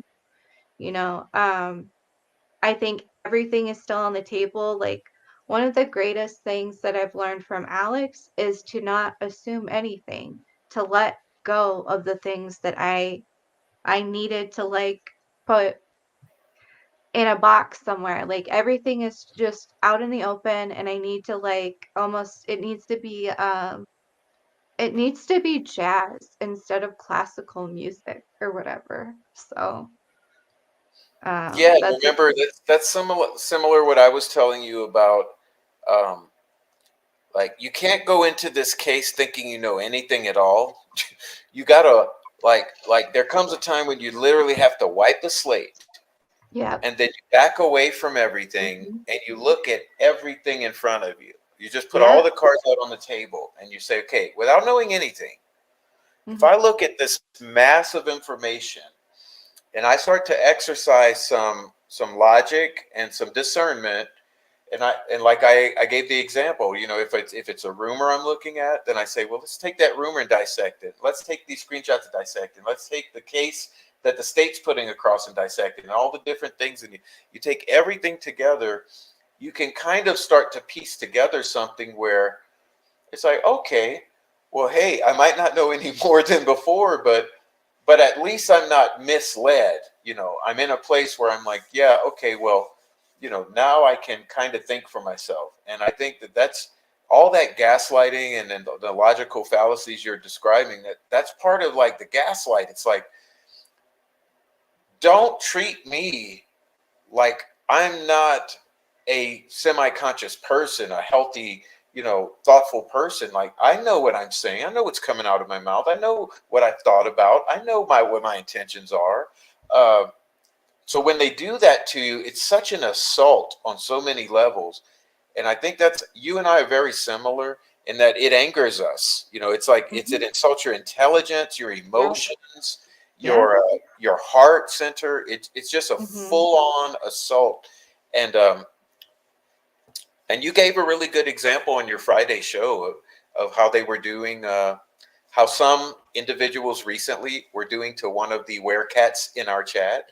Uh, it was really horrible and just a prime example. But it's not just that one example. It happens all the time by certain parties. And it's like, well, dude, like it's Mhm. inauthentic. Like at the end of the day, Yes. Yes. anyone sincere watching is going to be able to pick up on that. And so you're naturally dividing the community among like minds without even realizing Yeah. it. Exactly.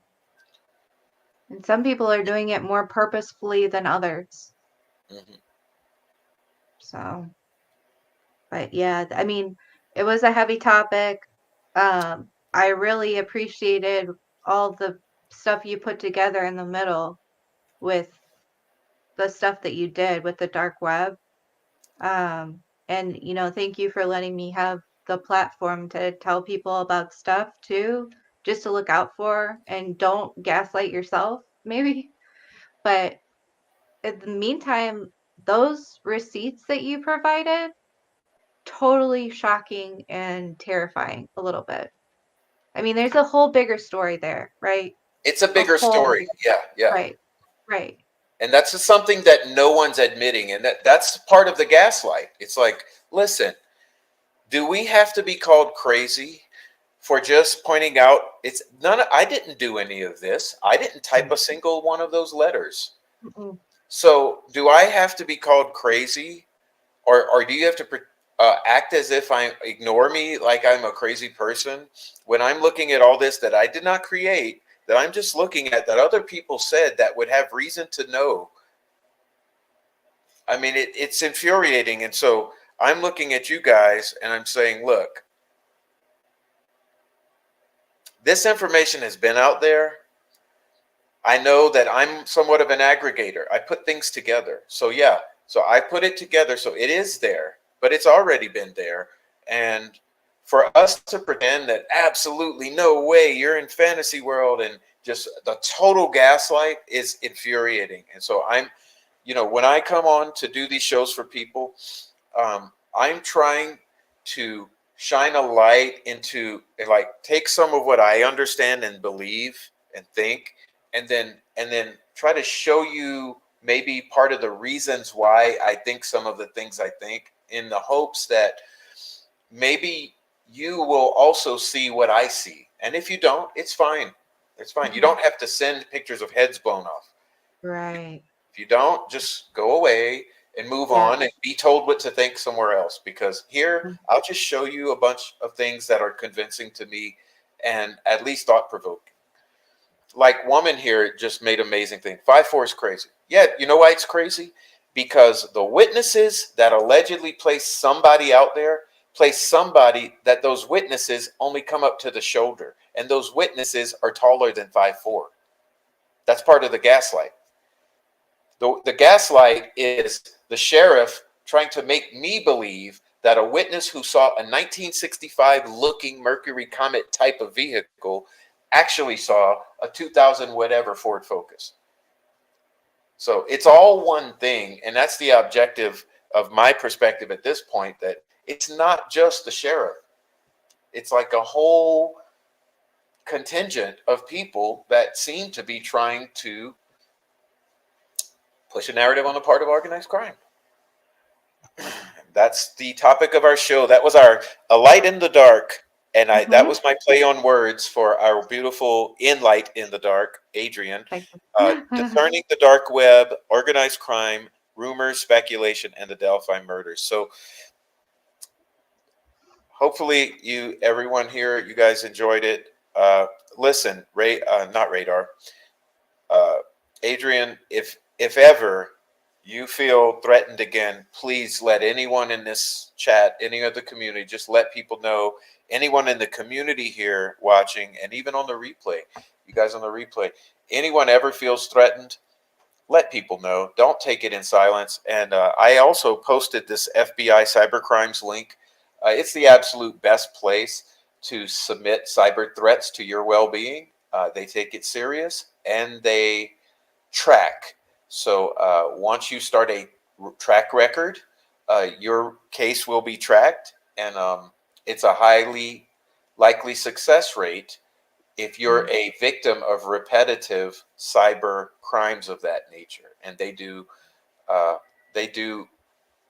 believe, a better job than any local will do. So Alex says justice for the girls. Absolutely. Yeah, because of fear and other things.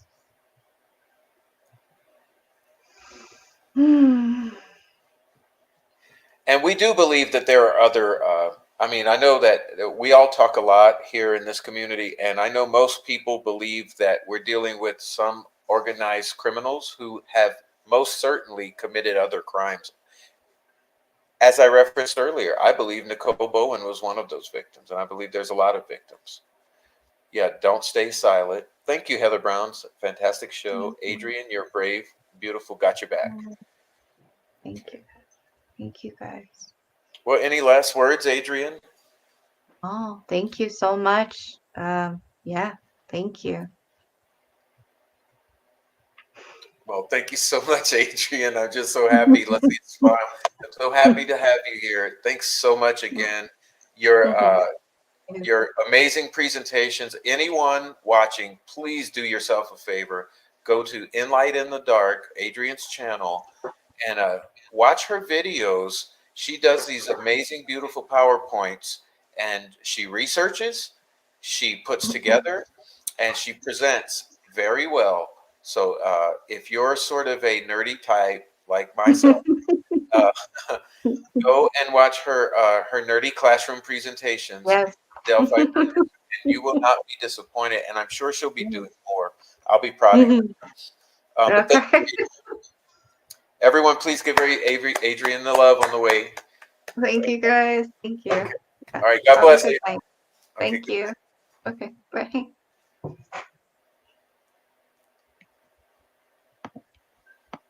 All right. Good night, Adrian. That's Enlight in the dark. Okay, Adrian. And we say a genuine, wholehearted good night to her. And uh, all of you in the chat, please say good night to her. I'm going to say good night to you as well. But I'm going to do it my way. Um, and then we'll go our separate ways and we'll meet again, hopefully sooner than later. Okay, we really do hope. Please remember to hit the like. Aside from going to her channel and subscribing, please hit the like on this channel, on this video. Please hit the support pathways if you're so inclined. Any of you who like to contribute to the channel, I prefer the Cash App. If you don't do the Cash App, I also like the Buy Me a Coffee. I'm a fan of the Super Chats from time to time because they light up the chat with a big ass banner. But anyhow, please support the channel and support our guests and our friends and each other in the chat as much as possible because we really do love everybody. And so, with that all being said, please let me say good night to you all because I like to say good night personally to everyone, like I say hello to you all. So let's see who's here. Let's see. Marianne Foster, good night to you. And we got Heather Brown. We got Veronica, Zero Cool, Cromley, Woman Doing, Brutally Honest, Radar, It's a God Thing, Phoenix, Sunflower Soul, Heather Brown, I already said that. Woman Doing a Shadow Band, formerly another woman doing impossible things. It's a New Day, Nui Amos, Veronica, Lisa, Shay Watson was here. Weird Alex V, thank you so much. Westy's here. Lisa, I already said Lisa. Who else we got in here? Support with Steffa, Margaret Nanover, True Justice, Paradox, It's a New Day, Sandy D, Dean Johnson, Shay Watson. Did I already say Shay? Oh, thank you, Brutally Honest. It's beautiful. Thank you. Who else is in here? Rick H. What's up, Rick H? Long time no see. What are Rick H? Multi-tentacles, complex, nebulous, multi-perp, nefarious, insidious, poison chalice of Delphi. Shine the light on it, no matter the darkness. Thank you so much, bro. You're always bringing it. You're bringing it. Love you, bro. All right, we got bunch of others. A bunch of others. They were here much earlier, so I don't know. I guess if you were here much earlier, I'll just say goodnight to everyone who was here much earlier because I'm not going to go back that far in time to see you. But oh yeah, Truth Seeker was here. We had Julie Melvin here. Who else did we have here? Let's see. Got to squint the eyes to see this damn laptop screen.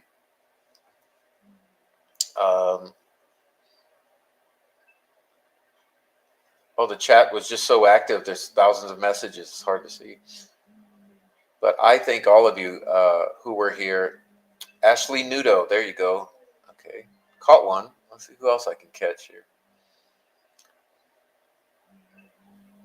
And Hard Candy. Yeah, I'm pretty much comfortable to stop there. So anyone who was here at the first half of the show, I appreciate you for being here. If you want me to shout out, do it now, and I'll say goodnight to you. If you leave chime in a little comment, say goodnight right now. I'll say goodnight to you. But otherwise, I'm out of here. There's a wonderful show, long show, and I'm so glad that all of you participated, and I hope that you got something to take from it. I know a lot of you already know a lot of this material and what's involved, but for those of you to who this is new, I want you to